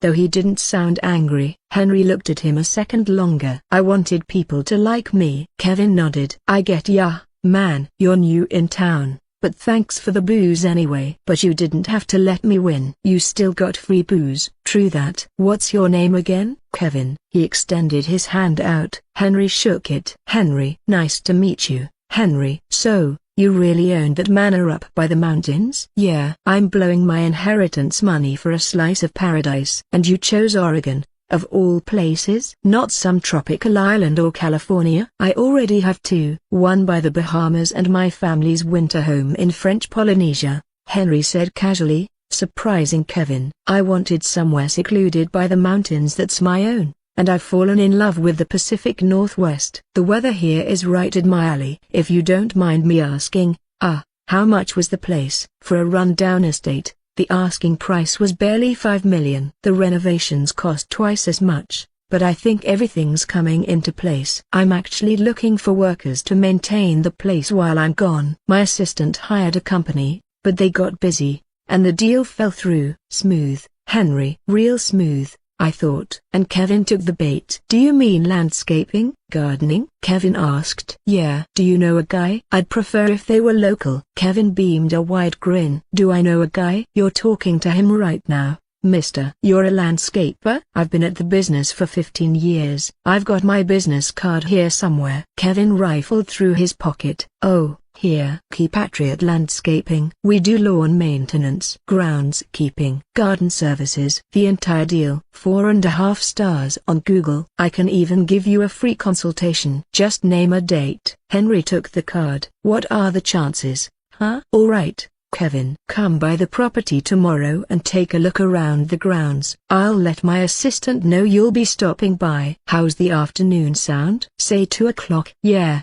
I can do 2. But I have to recheck my schedule and maybe move things around," Kevin said, pretending to be busy. Oracle took a peek at his schedule on his phone, and it was dry as a desert. But Henry saw right through it. "It's a large property. You might need a large crew." "Hey, as long as you pay well, bud, you'd find good people here willing to do the work." "That's good to hear." Henry also took out his business card, which had his assistant's number or Jessica's number on it. "Call my assistant as well if you want to reach me." "Last call, folks," Carol shouted behind the bar. "Last call." As she was wiping the counter, she quickly moved toward Henry. "Are you buying this round, too, handsome?" Henry chuckled. "Why not, Miss Carol?" He opened his wallet again. "I'll buy another round of drinks for everyone," he shouted, earning him several more whoops from the crowd and a glinting smile from Kevin. Henry Duncan showed everyone that he was a big spender. "And he's way fucking rich." Richer than the mayor's wine and logging business, Kevin thought. Henry Duncan might have been the richest man in town, surpassing Mayor Warwick and Tim Crothers. Kevin Yates wanted the job. He needed the job desperately. He had a vague recollection of what the asylum looked like, and given the size of the land, he could charge Henry at least $20,000 a month to maintain the property. If there's a lot of things to do, he might persuade him to charge close to 20 grand more, and make the deal exclusive only to Patriot Landscaping. Kevin couldn't risk pushing Henry to his competition, and they'd been circling the waters for weeks now. Didn't he say he was still renovating? Full estate renovations were costly, but it was a drop in the bucket for someone like Henry Duncan. Kevin salivated more. "All right, friend. I have to call it a night as well," Henry said. "Come by tomorrow. I'd really need to have someone take a look around the estate. I can't have it delayed until the next spring, you know? And I didn't want to wait until winter." "Yeah, you shouldn't wait. The weather around here gets crazy." "I'll talk to you soon." Henry patted Kevin's back and walked out of the bar. Ray, Kevin's business partner, sidled next to his boss and took a swig of his beer. "Is there a problem, boss?" "I saw you give him your business card." "He's clear," Kevin said. "What did you guys talk about?" Ray asked. Kevin patted Ray's shoulder. "Ray, my guy, we were just given a fucking lifeline." Henry Duncan knew that Jared was following him out to the parking lot. "I watched them from the single security camera aimed at the parking lot." Henry deliberately parked a few spots away from the main entrance, nestled just behind the stone nook where the garbage disposal bins were stored. It gave him enough distance from prying eyes from inside the bar. Fortunately, the bar barely had any windows facing out front, and all the curtains were down to block out the light. Alcohol didn't affect vampires as much because of their high constitution and due to the fact that they're technically dead. Most biological functions were redundant to a vampire, and they only did it out of habit. So, Henry pretended to be drunk, swaying as he walked toward his car. Jared followed close behind. He took out his switchblade from his pocket, thinking, "Let's see who's fucking popular now." In his eyes, Henry whored himself to everyone in that room, flaunting his riches, and the sheep were too blinded by the cash and free booze. Didn't they pick up on what Jared saw? It was the fucking robber baron dangling the carrot on the plebs. He was toadying to the locals. Didn't everyone been shouting, "Eat the fucking rich"? "He's not one of us." Jared wanted to threaten Henry, to make this British bitch piss in his pants by giving him the good old American welcome, to shove it in that pompous brain of his not to go after his girls. Let's face it, Jared McArdle had plenty of girls, those willing and those who tolerated his presence. Jared had been trying to get inside Kate Lewis for at least a year and pursued her incessantly since she broke up with some Portland hippie he barely remembered the name of. The best he could do was touch her by the waist when they danced at the bar late April evening. He knew he came close to having her there,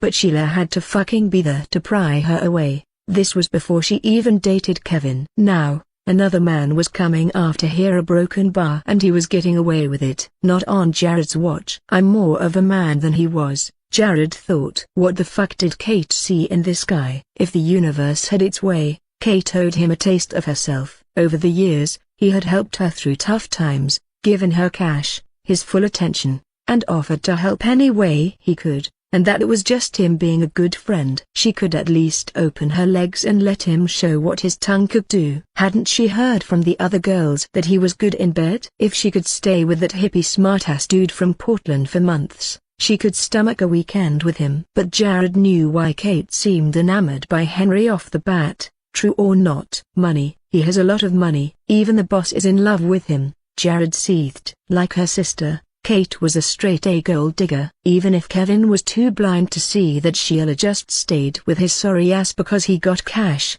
he wouldn't let this British twerp get pussy like Kevin did. He wanted to tell Kevin not to take Henry's dirty money, because all billionaires have dirty cash on them, but he knew Kevin and Ray would just tell him to shut up. They never listened to him. Just a strong idiot to move equipment and mow the lawn. Henry struggled to get his car keys out of his jacket. Jared held on to the knife tighter. He'd grab the man by the collar, turn him around, pin him against the car, and he dressed the blade under his chin. He took a cautious step forward. It didn't seem Henry heard him. "Don't you ever come after Kate, you hear me? She's mine." Yes, that sounded better. "But what about, leave her alone, or else I don't care that you have money. You'll bleed the same way. Yes, that's much better. He'll start with the latter. Jared was about to lunge forward when Henry straightened his back and chuckled. You know, when fighting someone, it's poor form to wait this long to strike. You'll lose the surprise. Frankly, it's insulting. Henry turned around,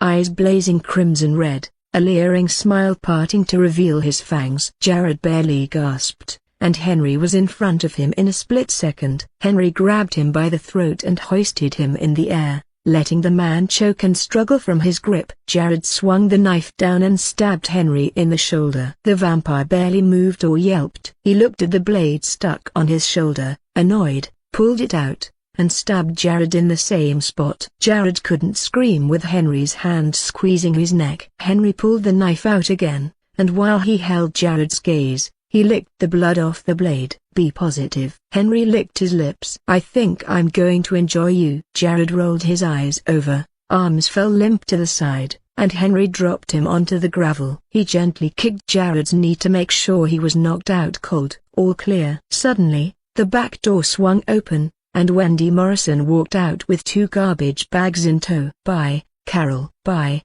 Rem. I'll see you on Friday. Yeah, enjoy your vacation, sweetheart, Carol shouted from inside. Send pictures. Will do, Carol. Bye. I'll just throw these on my way out. Thank you, sweetheart! The door closed shut, drowning out the loud noise of the music and the crowd from inside. Wendy didn't notice Henry standing by his car with Jared slumped just behind the vehicle. She threw the garbage bags in the bin, whirled around, and finally saw the man standing there. Oh, shit, she exclaimed. We're broken bar, you startled me. Oh, I'm sorry. I was about to leave, Henry said. She clocked in on the accent. Hey, you're that really good-looking British guy that's been buying the entire bar a lot of drinks? Mama Carol likes you. I might come back. I like the place. Oh, she'll be very pleased to hear that. Wendy strode forward. I'm Wendy, by the way. And you are? Henry, he said. He made sure to get between her and Jared. Henry. That's a nice and lovely name. It certainly fits you. Are you going home as well? Yeah, I just clocked out. Actually, my car's right behind you. Henry glanced over his shoulder, and he was not pleased. In order for Wendy to get to the car, he'd have to walk past him, past Jared's slumped body on the ground. Henry might be quick, but he did not have superhuman speed like the Flash. Wendy's eyes fluttered. Unless a broken bar. Unless what? Unless you want to go somewhere else? Oh, I'm flattered, Miss Morrison, but it has been a long night. Perhaps some other time? Wendy's smile faltered a little. How do you know my last name? You told me. No, I told you my name's Wendy. I didn't tell you my last name. From the ground, Jared stirred, letting out a gurgle of saliva dripping off his mouth. He was still unconscious, but Wendy heard it loud and clear. What's that noise? She walked around the Jaguar's hood until she was a foot away from Henry. She peered into the darkness and saw Jared lying on the ground. Wait. What's Jared doing down there? Is he? She looked at Henry and immediately saw the answer on his face. Oh, Wendy, Wendy. I wish you hadn't seen that. In one swift motion, Henry seized the side of Wendy's head and drove it down hard against the hood of the car. She went limp, unconscious before she hit the ground. Henry took out his phone and dialed Oracle's number. I need the cleanup team, he said. Miss Morrison's car and Jared's truck. We need to get rid of it. I've notified the Sawyers. They and Demon are on their way, Oracle said. I'll take these 2 back to the manor. The manor? Back here? I asked. I think it would be better if I take them to the dungeon, my lord. I'll feed, and you'll feed with me. Win-win. Thanks for thinking about me, but wouldn't Kevin be suspicious if Jared goes missing? I thought you'd pick a random person, I said. Yes. He gestured to the unconscious Wendy. A random person. Ah, you know what I mean. I do know, my lord. But I wish to feed you as well. I know you do not want to start another massacre, but 2 delvers wouldn't hurt, right? It'll buy you time until we lure Kevin Yates to the manor, and he won't bother your family again. And the waitress did see you with Jared. I thought I couldn't risk Wendy blowing Henry's reputation this early. Not when he's building his influence on the town. Fine. We can't risk her calling the cops on you. Bring them here. Shall I procure a 3rd? It will make the guild happy. Having a minimum of 3 delvers is not a hard rule. That's the Imaran Guild's incentive to pay me my 10k for a bloodbath. But it doesn't hurt if we do have one, Henry said. 3 essences are better than 2. But 10,000 crystals sounds so tempting. A broken bar. I've got it. We can say Jared McArdle has COVID, Oracle said. He'll be in quarantine for at least 2 weeks, and Kevin won't know a thing. Miss Morrison is going on a week-long vacation. No one will know she is gone, too. So, what? That will buy us a week? Oracle nodded. And I think I can finish running a delve in a week. A week sounds good. It gives us time to prep. And I paused, not wanting to say the last part. To season the soul. Work on that, Oracle. The sooner you roll that out, the better. Can you populate both their socials? Make it look like they're still active, I said. One moment. Oracle paused for 4 long seconds. I have watched over 2,000 hours of Photoshop tutorials on a thing called YouTube. That'll work, I guess, I said. Working on it now, my lord. Oracle gave me a playful salute. I still had to get used to him having a physical body now, even if it was made out of swarming nanites. The bar's front door swung open, and Roy, the man wearing the Oregon Ducks hat, drunkenly stumbled out. I still feel peckish, and my stomach still has room for dessert. I turned to Oracle. Is he going to? Oh, I think he is, my lord. Henry. I know, Lord Dungeon, but this is not for you. This is for me. He turned to look at the security camera and winked. Bye-bye. And Henry hung up. Henry turned away from the camera and started to approach the drunk man. The vampire didn't take long to knock Roy out and drag his body toward the car. From there, Henry shoved both men in the trunk, secured Wendy in the passenger seat, and left the parking lot. Clean his tracks, Oracle. Wipe the cameras clean, I ordered, and Oracle wiped the data clean in seconds. Jessica and the Sawyers arrived at Romilly's 20 minutes later and took Wendy's, Roy's, and Jared's car. Henry left the keys on their cars, respectively, and Jessica and the brothers took the vehicles to the dungeon's junkyard, where no one would find them for a long, long time.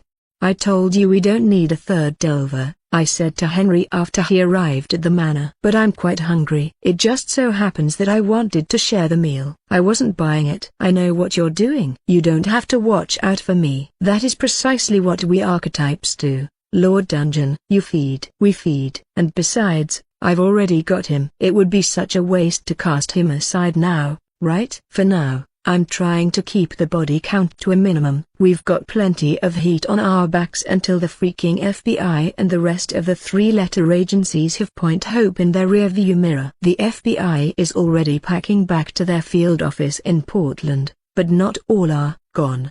Best if we don't start a fire now, okay? Duly noted, my lord. My apologies. Although, it sounded like he wasn't sincere. Shall we feast? Henry popped open the trunk. Jared and Roy were still unconscious inside, and the latter was snoring loudly. Bring them inside, I said, but then curiosity struck me. Wait, do you need to kill them to feed on blood? Henry shook his head while dragging Jared's body up the porch steps. A kill would satiate my bloodlust for at least a few weeks. But I can technically visit Point Hope and drink from the townsfolk when they're asleep. Drink enough blood not to kill them and lick their wounds closed so that no one would suspect a thing. But I would have to do that at least 4 times a week. This means more chances to be discovered. So, do blood bags have any effect on you? Henry shrugged. It will fill me up the same way a bag of potato chips would. Not very nutritious. He shoved Jared into the foyer, wiped his hands clean,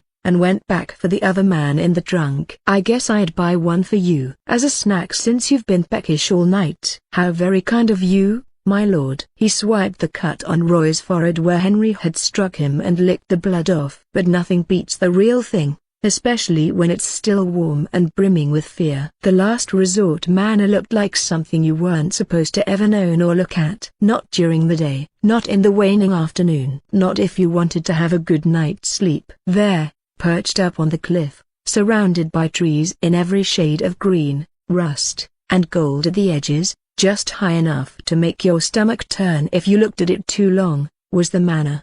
The building looked like an oversized letter B, a Jacobean beast of black brick and narrow polished windows, angles and tall archways, with sharp gabled roofs. Multiple stone terraces jutted from the eastern and western wings, the balustrade cracked and weathered. A single wrought iron spire rose crookedly from the lone central tower, where it loomed over an inner courtyard. It cost me 8,000 crystals to build from the ground up a $300 million of brick, foundation, and furniture, all to create a gruesome past. Now, watching it in all its glory, those resources were well spent. The rumor had infested Point Hope with its made-up history, routes reaching so deep into the earth that no one doubted its sudden presence in our reality.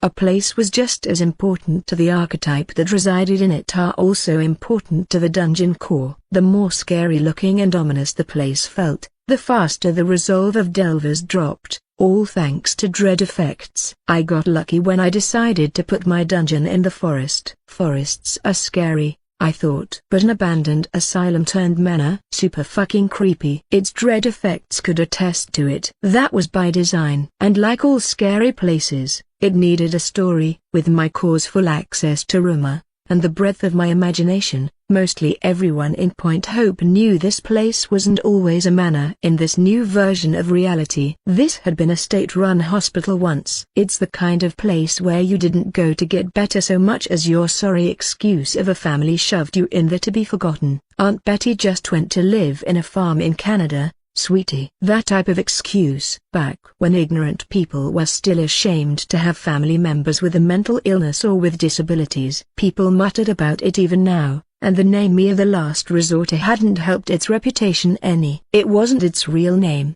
just what the locals had started calling it sometime in the A40s and A50s. A joke that wasn't very funny. They still called it that to this day. It's fun to listen to the kids in Point Hope talked about it with fractal omniscience, just to scare each other off, laughing and goofing if the stories got under their buddies' skin. The stories growing bolder and grander with each added lore that I never made with rumor, but came from the more imaginative minds of the residents of Point Hope, a story becoming real, breathing a life of its own. The stories even reached as far as Brighton, Groveland, and Salem, which I hadn't intended, but welcomed nonetheless. One even reached Carol Atrimley's bar, thinking some breakout happened by the most insane and violent patients and killed a bunch of the staff, as she told Henry. I didn't write that part, but it's a win-win. The more claims were made about the manor, the more enticing it became to Thusi Broken Bar adventurers in or UFO Broken Bar to be invited to explore it or to trespass. Again, like all creepy places, it needed a twist, an explanation as to why the place should be haunted. So, I created one. In 1979, the same year the Amityville Horror came out, and if you believed the rumors, what happened in this asylum would have made the Lutz family run screaming back to Long Island faster than 28 days. The state packed up the patients in a hurry with no notice nor paperwork, and the staff vanished into thin air. Although, a dozen or so patients were missing during the move. Escaped, killed, or maybe a broken bar. They're still here. At least that's what the locals liked to believe. Boring stories with scary twists were always fun to tell at campfires, which plenty of visitors to North Cedar Lake would like to do in the future. Plenty of true crime podcasts would love to devour these kinds of fucked up mysteries. For the residents in Point Hope who didn't believe in ghosts or the supernatural crap, or a quick Google search on Wikipedia, the last resort used to be a state-run asylum for the criminally insane. 4 floors of screams, medical torture, and constitutional violations. Lobotomies in the basement. Electroshock therapies. Waterboarding. Some pretty bad shit. Then one day the state decided it cost too much to keep the lights on and combating the negative press that's been building around asylums across the country during the deinstitutionalization movement. So they shut it down, bolted the doors, moved the patients around to other facilities across the country with a much better track record, and after that, the place just sat there, empty, rotting, waiting. That was 40 years ago, and someone just bought it for dirt cheap, gutted it, tried to turn it into something livable and modern. Big kitchens, spacious living rooms, wine cellar, too many bedrooms and bathrooms, libraries that rival the local universities, solariums, new plumbing, hardwood floors, a bowling alley and an indoor pool. The whole shebang. There were over 22 bedrooms spread across the manor's 3 upper floors, 10 on the west wing and 12 on the east wing. All of them were already furnished. And rumor has it, the place actually looked fucking nice because the dude that owned it was fucking loaded to a true bachelor paradise. Enter the Duke, the mysterious owner, and everyone in Point Hope were curious. A broken bar, perhaps curious enough to visit, to take a look at the manor, to be nosy and stumble upon something they shouldn't. One can hope. Rumor mechanics were fun to play with, though I didn't like how I had to be careful with my words and what I put out there for the world to fake know. I couldn't risk something to bite me in the ass in the future, or give away my hand to those who might be hunting me. I knew the cult of Astaroth salivated over my gem, but what if there were other cults who knew about dungeon cores? Fortunately, the rules of creating a rumor were simple. It must have something to do with an archetype I created or with a location or an object within my dungeon. Easy peasy. As the clock struck past 1, the night deepened hungrily.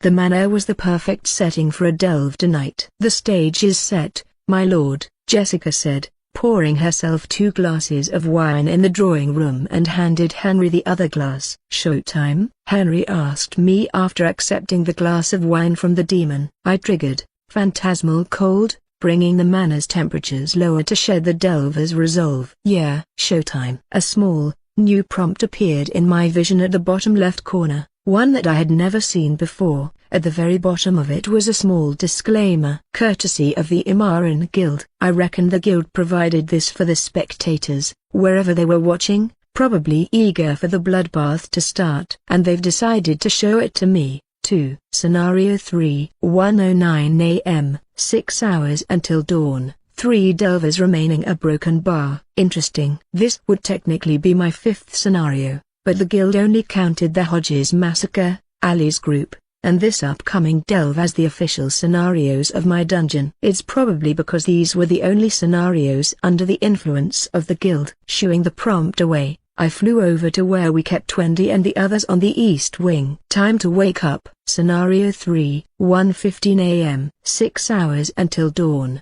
3 delvers remaining. A broken bar. Wendy was dreaming. That she knew. She couldn't tell at first. She was by the lake in the late afternoon. The sun was shining, warm against her body. The water lapped around her toes. The birds were singing. Kate and Sheila were lying on a beach towel, sunbathing. Mark Amber playing through Kate's phone. It was supposed to be in the middle of autumn when the days were colder, and the trees were shedding their foliage. But it felt like she was back in the heights of summer. Deja vu. She was here before, she was sure of that. Kate, Sheila, and her last summer. After the breakup with Jake, throwing out 2 years of empty promises. Before Sheila dated Kevin. Before Wendy's grandmother passed away, her mom moved back to Eugene, leaving her all alone in Point Hope. What did Kate say again? "We can't be the only girls in their 20s who is not enjoying this summer. Let's Sisterhood of the Traveling Pants this summer." They didn't go that far, but the lake seemed like an alien world they could escape to. The real world couldn't come in to bother them for one afternoon. God, Wendy couldn't remember when they last hung out with just the 3 of them. Probably Coos Bay. What? 3 years ago. Life's a pimp who forces you with a hand you didn't ask for, and you're supposed to just take it. What can you do but grovel on as time ticks by with or without you? But today was nice. Today, Wendy, Sheila, and Kate got to be themselves, got to be young. But today wasn't today, is it? No, like she said, this happened before. She could almost see it, pierce through the thin veil that surrounded her, forcing it upon her. Felt like swimming through molasses just to see the things she wasn't supposed to see. She was dreaming. This was a memory. And her best friend wasn't there with her. But where is here exactly? Wendy didn't have an answer. She centered herself back to the lake again, but the music had died down to static. Though Kate and Sheila were still bobbing their heads to the song as if it was still there. The birds were gone. The sky was still blue but had lost its vibrant color. The sun was turning into a dull blaze. The cold returned. On the horizon, across the lake, loomed the asylum, leering down at Hera at Thema, red eyes and red smiles, salivating with anticipation. In the wind, breathing across the stirring lake waters, someone softly whispered, "Wake!" and the lake vanished around her, and all was not right in the world. Wendy woke with a start to a hushed, breathing room. The room smelled of old, slightly musty, and sweet. It was also too big. The ceiling didn't have the popcorn surface of her apartment, but it had an ornate plaster finish, tinted a gaudy off-cream color that Martha Stewart would throw up over. The walls were of a different color, too, with one painting of a cornfield surrounding a lonely cabin in the distance hanging by the mantel that she never owned. And she definitely didn't own a mantel or a fireplace inside her room. This was not her bedroom. Not even close. Wendy sat up slowly, head pounding like a motherfucker. A twitch from behind her right ear almost made her squirm and laid back down on the bed, only she forced herself to stay up on her elbows, keeping her head leveled. Bad idea. It felt like she had slept long enough. That was another weird thing. The mattress was too plush, too soft underneath her. She was not used to how the bed practically cradled her like a princess, and not giving her a mild backache every time she woke up before her shift. And silk sheets. No, hers were those basic floral sheets and comforter she got from Walmart, cheap enough that she could wiggle in a couple bottles of vodka and a tin of chocolate-covered biscuits when she bought it. Not this Pottery Barn crap that almost cost half of her paycheck. Her eyes adjusted to the gloom, the lights coming from 3 frosted glass sconces on the wall of incandescent bulbs, filling the room in this dull amber glow. But it was enough for Wendy to see the entire room. Where in the hell she trailed off? Everything in the room looked antique and expensive, yet at the same time, looked like something out of her grandmother's living room. Dark wood furniture with clawed feet, a large vanity dresser with a honey-oak trifold mirror, the dresser itself crowded with perfume bottles,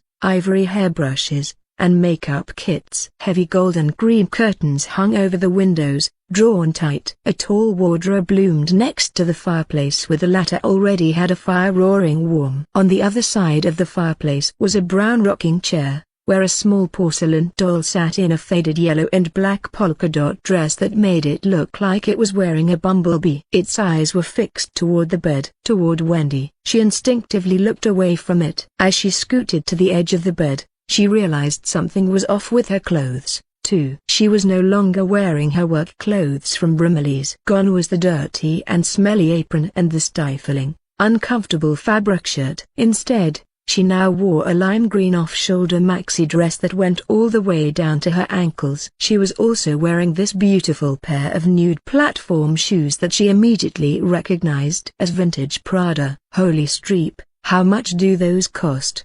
She thought about it for a second. Then, she felt something sticking to her cheeks as if it was plugged with something. Wendy sauntered over toward the vanity mirror and found herself caked in makeup straight out of a vintage magazine. Even her hair was elaborately styled into a 60s full fringe like Brigitte Bardot. She had gold hoop earrings, a pearl necklace wrapped around her neck like a noose, and half of her fingers and wrists covered in expensive rings and bracelets. For a second there, she almost didn't recognize herself. She didn't remember putting any of these on. Did Sammy own a broken bar? No, she couldn't even finish the thought. Goosebumps went up her spine, and all she wanted was to find the way out. What's this shit on my face? Wendy groaned. She got a whiff of something citrusy swarming her, and realized that it came from her. The creep who brought her here even put perfume on her. I'm going to fucking kill whoever did this, Wendy seethed. She didn't want to imagine what they wanted out of this. She needed to focus her energy on getting the hell out. As she grabbed a couple of tissues from a box on the dresser, and was about to scrub the makeup off her face, a shiver crept up her spine when she saw them. There, in the far corner of the mirror, someone was watching. 2 glowing red eyes, like 2 angry embers, set just above the darkness of her reflection. Wendy's breath caught in her throat, and her heart lurched in her chest against her ribcage. They weren't in a mirror. They were behind her, outside. She spun around, panic catching her muscles, but when she looked at the window, nobody was there. Adrenaline spurred her into action. Wendy's hands trembled as she marched toward the window, pulling back the curtains with a sudden jerk. The fabric hissed as it tore free of its perch, and she stood there, glaring into the darkness beyond, daring whatever it was to show itself. But only the outline of her reflection on the window stared back. Her bout of courage quickly dissipated. For a moment, she thought of retreating further into the room, but she stubbornly stayed rooted on the spot. Maybe she'll spot some movement out there, but then what would she do next? She hadn't thought that far. She felt stupid she didn't grab a weapon during her march across the room. Those scissors on the dresser looked decent for a stabbing. The tissue was still in her hand, crumpled under her fist. What am I going to do with this? Throw snot at the creep? If someone was watching her from the windows, they would have attacked her by now. And then what would she use to protect herself? The rings around her fingers? It dawned on her. How could someone watch her from outside when they didn't have anything to stand on? There was no balcony out there. She realized she was in the upper floors of, well, wherever the fuck she was, and peering down below, it looked like a huge drop. The only way someone could be outside her window was if they climbed to the windowsill, but then, she would have seen them by now, either dangling by the side or under, unless they had wings, but that was impossible. How did I end up here? The last thing she remembered was taking the garbage outside Rumley's after she clocked out of her shift and a broken bar. Well, there's supposed to be something after that, right? Something she was desperately missing. She vaguely remembered approaching someone and striking up a conversation, but who? There was a car, but she couldn't remember the model. It looked old, but brand new at the same time. She groaned. Trying to recall it only made the headache worse. There was that British guy, a broken bar. Wait, did I talk to him? Out of the corner of her eyes, an envelope slid through beneath the gap on the door and the person's shadow walking away. Wendy ran toward the door, grabbed the handle, and turned. Locked. Oh, you gotta be fucking kidding me. Hello? Hello? You gotta get me out of here. This isn't right. This is kidnapping. You know. You'll go to jail for this, she screamed, pounding her fist on the door, but the stranger's footsteps were fading until she could no longer hear them. Hello? Anyone? Answer me. No one answered. Fine, screw you, arsehole. She slammed her fist on the door, frustrated. She turned around and looked down at the white envelope on the floor. It took her a minute to gain the courage to pick it up. She had a feeling it wouldn't be any good. She tore the flap open and pulled the ivory stationery card out of the envelope, and a strong whiff of patchouli hit her nostrils. On the page, written in elaborate cursive, was an invitation. Dear beloved guests, you are all cordially invited to the Duke's dinner. You have been dressed appropriately for tonight's grand occasion. Once ready, please proceed to the parlor room on the ground floor in 10 minutes. Wendy read the note 3 times. Who's the Duke? She threw the envelope and the stationery on the bed. None of it bode well. Her gut told her not to attend this weird dinner party and run away from this place, and she usually trusted her instincts. It saved her many times in Cabo. But run to where? She didn't know where she was and how far she'd need to run just to find and get help. And she didn't know this house or how big it was. Bad luck that tonight's cloudy, no stars or moonlight to guide her, so she'd be stumbling in the dark for who knew how long. And if it rained? Well, that's just not fair. Wendy focused on the first words again. Dear guests, plural. Did that mean there were more people kidnapped like her? Were they in the other rooms? Were there more rooms? Phone. She needed her phone. She spent a good chunk of that time searching for it. Nothing. She stared at the note on the bed. 10 minutes was almost up. Suddenly, the door's bolt clicked loudly. The door was now unlocked. Taking a deep breath, Wendy strode toward the door, grabbed the handle, turned, and pulled it open again. She poked her head out onto a dimly lit empty hallway that extended on both sides. Whoever slipped the note was long gone. Taking another deep breath, Wendy stepped out onto the hallway. She felt naked standing there just a step away from the door. The unfamiliar bedroom seemed like the safest place to be, though she couldn't find it in her to go back inside. Instead, she headed left where she believed the stranger went after slipping the note, passing by more pastoral paintings and oil portraits of old people in older-looking period clothing that only unnerved her the longer she looked at them. The hallway was lined with those kinds of paintings rich people hang when they want to feel connected to dead people or to rural fields they'd never catch themselves working on.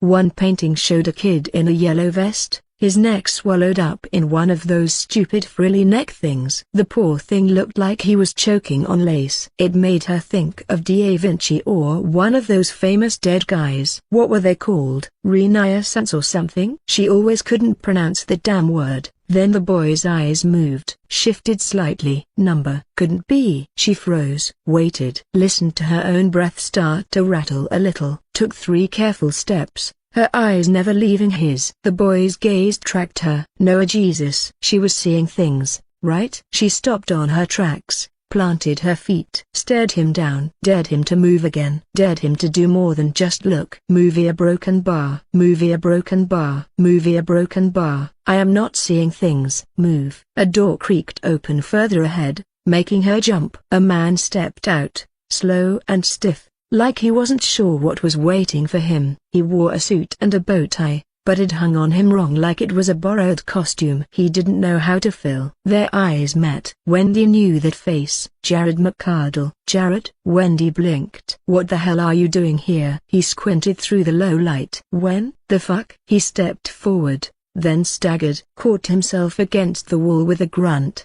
Nail on a brick. He winced, favoring one side. Wendy hurried toward him. What happened? My shoulder, he said through gritted teeth. Okay, don't move. She eased his jacket open. His shirt was soaked at the shoulder, dark red and still wet. Jesus, you're bleeding. I am? Is it bad? He said, like it was news to him. Looked down. Shit. You're right. I think I got stabbed. You think? Her voice climbed. You didn't notice it before walking out of your room?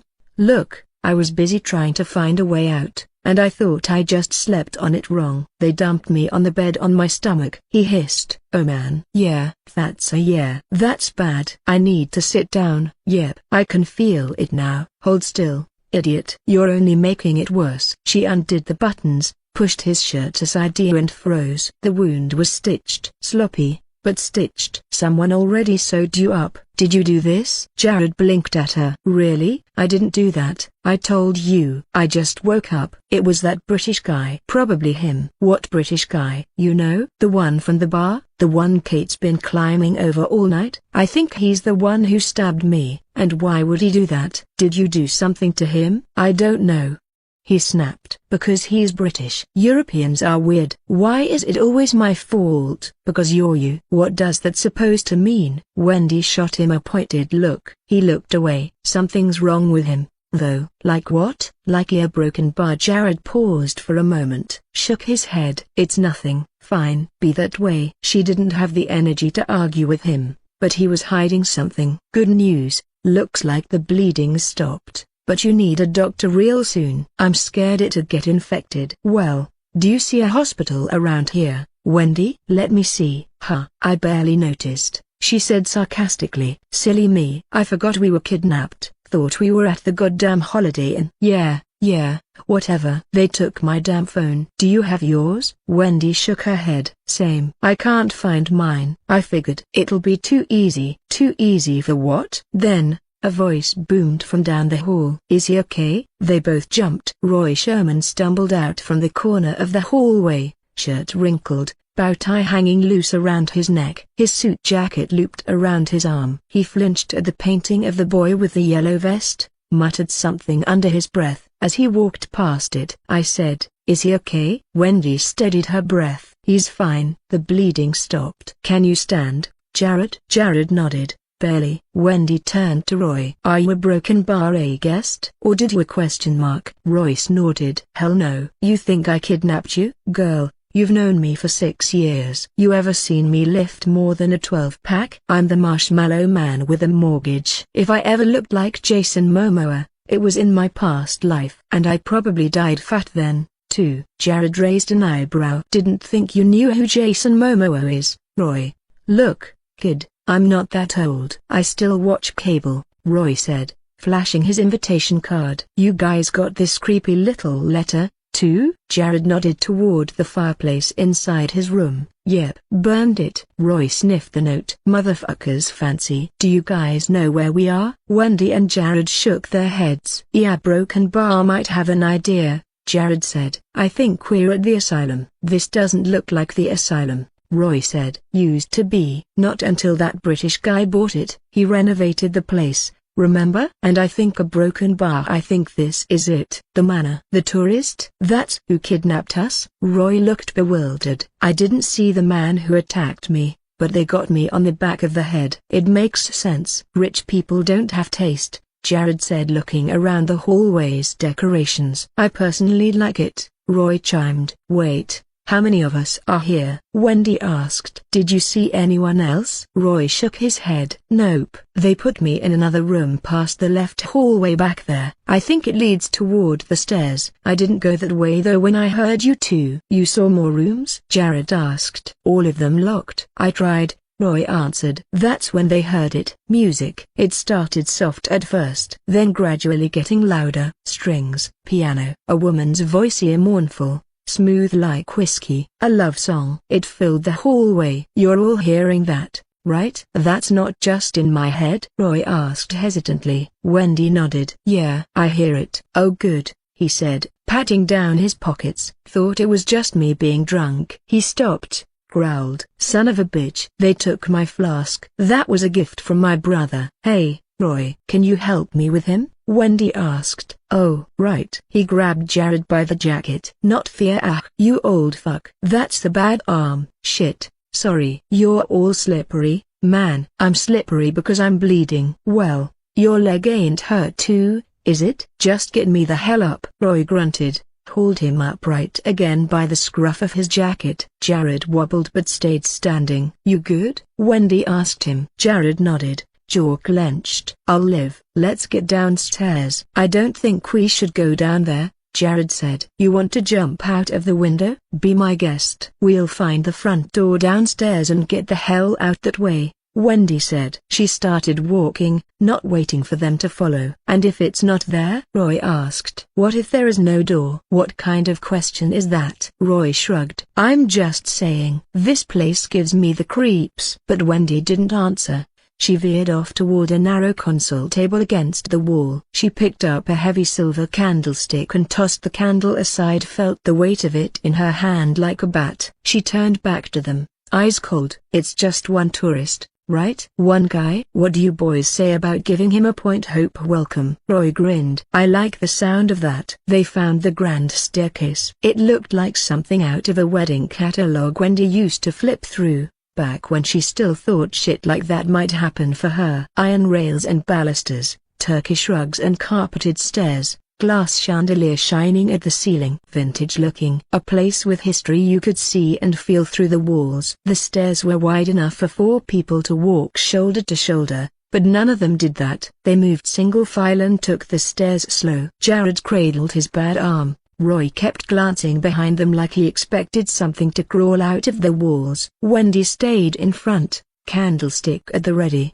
They looked down as they descended. 3 floors of polished clean space, spiraling toward a foyer that gleamed with old money. The music swelled as they got closer. Doris Day's voice, sweet and syrupy, singing Dream a Little Dream of Me, the kind of tune you'd hear at a nursing home or a funeral slideshow. They reached the bottom, and the foyer opened wide. A round oak table sat dead center like a showroom centerpiece. A statue of a copper lion waited on top, teeth bared, frozen in mid-snarl. Beyond that, the parlor door gaped open. But Roy wasn't heading toward it. Door, he shouted. He didn't need to spur the others. They bolted across the floor toward the double doors leading outside. Heavy, iron-wrought wood, reinforced steel in the hinges, a door that looked like they belonged on a castle more than a house. Wendy reached it first and yanked the handle. Locked again. Damn it. She yanked harder. Still nothing. This can't be happen. We're almost out. Move out of the way. Roy barreled past her, threw his shoulder into it like a linebacker. Thud. The door barely budged. He cursed, backed up and tried again. Thud. Same result. Fuck. Roy massaged his sore shoulders. Jared stood there, leaning against the wall. So much for the front door. Wendy glared at the door. Yeah, so much for that. What now? Roy asked. Then a scratch, a ship, a pop from the parlor room, and 3 seconds later, Frank Sinatra took over with his signature croon, singing I've Got You Under My Skin like he meant it in the worst possible way. I guess we wait for our host, Wendy said. And beat the fucking shit out of him? Jared chimed. That too. They walked back to the parlor room. The parlor looked like what Wendy thought Architectural Digest would salivate over. One of those things you'd see during celebrity tours of their houses. Nice, neat, aesthetically pleasing, which meant a full team of studio hands curated it. The furniture didn't look sat on. Off-white leather couches with no creases, a long glass coffee table with nothing on it but a couple of thick books about Swedish interior design and modern dance, and a single orchid in a thin black vase with not a petal out of place. Wendy walked past and ignored it. Recessed lighting overhead glowed low and golden, suffusing the room in this dull amber lighting. It bounced off the chrome fixtures, the marble fireplace, the perfectly dusted shelves lined with hardcovers of books that might as well look like encyclopedias. The whole room smelled like cedar and lemon polish. A black gramophone sat in the corner with a vinyl record spinning in lazy circles. There was a small bar in the other corner with a cabinet fully stocked with hard liquor, bottles lined up by color and height. Not a single one looked touched. From across the door were these large windows, the outside barely in their reach. They tried to open the windows, but it was also locked and reinforced. They tried throwing a chair at it, but the glass didn't break. Tried it a couple of times. What the fuck's this made out of? Roy said, huffing. They don't want us to leave, Wendy thought. More and more, the situation didn't sit right with her. She was missing something. But what? Of course it doesn't, Jared said, chuckling. Add that to the list of weird shit tonight. Jared sat on the couch in defeat. I need a drink, Roy said, throwing the chair away. He already broke the furniture's leg. Its leg's broken, Jared pointed out. They can fucking bill me, Roy said. But Wendy wasn't giving up yet. She tried walking to another hallway, to another room and find another way out, but when she caught a glimpse of the dimly lit hallways connected to the foyer, she changed her mind. It wasn't a good idea to split up right now, not when she didn't know who was waiting on the other end. She retreated back to the parlor. Nothing? Roy asked. He already raided the bar and poured himself a glass of whiskey. Wendy shook her head. Darn. He lifted the bottle. Want some? She nodded. Might as well. Me, too, Jared said. Might help with the pain. Coming right up. Roy handed the other two each a glass, and they drank it in silence. Waiting. 5 minutes later, they heard footsteps coming from outside the foyer, growing louder. Wendy stood up and grabbed the candlestick. Roy grabbed a bottle, ready to throw it like a fastball. Jared stepped back, frantically looking for a weapon, and ended up grabbing the thick architecture book, also preparing to throw it. It wasn't ideal, but it's heavy enough to stop whoever was coming. A woman stepped onto the parlor's door frame. Blonde hair, dressed in a long, spaghetti-strapped red dress, and wearing red lipstick to match. At first, Wendy thought she was another guest, another kidnapped victim who found her way down from the upper floors, but the woman flashed them a knowing smile. Who the hell are you? Roy asked from the bar. My name is Jessica. Thank you for asking. The Duke would like to see you now. Without hesitation, Roy threw the bottle at her, but she moved like a whip, knocked the bottle out of the air like it was nothing. It rolled harmlessly across the carpet. Unbroken.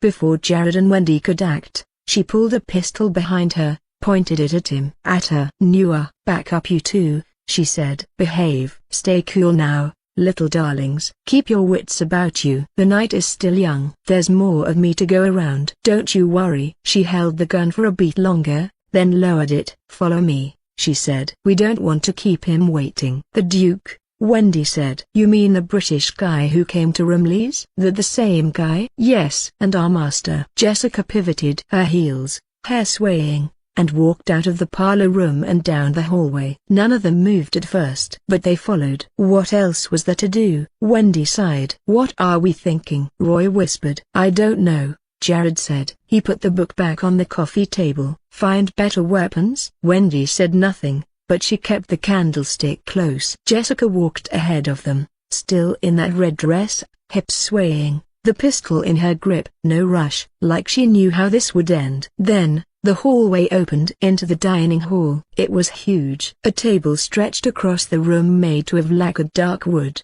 gleaming under a pair of chandelier lights. Too many chairs lined both sides, too many for just them. Wendy felt like she just stepped into the set of Bridgerton. Only this isn't Bridgerton, and this is not a TV show, Wendy thought. At the far end sat a man in a maroon suit and white shirt. The Duke. He didn't get up, just looked up from his wine like he'd been expecting them all night. Like he didn't just kidnap them and brought them to his house. Wendy froze. That face here, she recognized it. That was the guy. The handsome one Kate was talking to earlier, before all this shit started. Same slicked back black hair, same lazy arrogance, same charming smile, like he owned everything in the room, including them. Jessica glided to his side and took her seat next to him. Set the gun next to her plate like it was part of the silverware. She also flashed them a smile, gesturing for them to come closer. On their end of the table, 3 place settings waited, a sign that's where the other guests should sit. Wendy sat on the left. Roy and Jared sat across from her. White plates,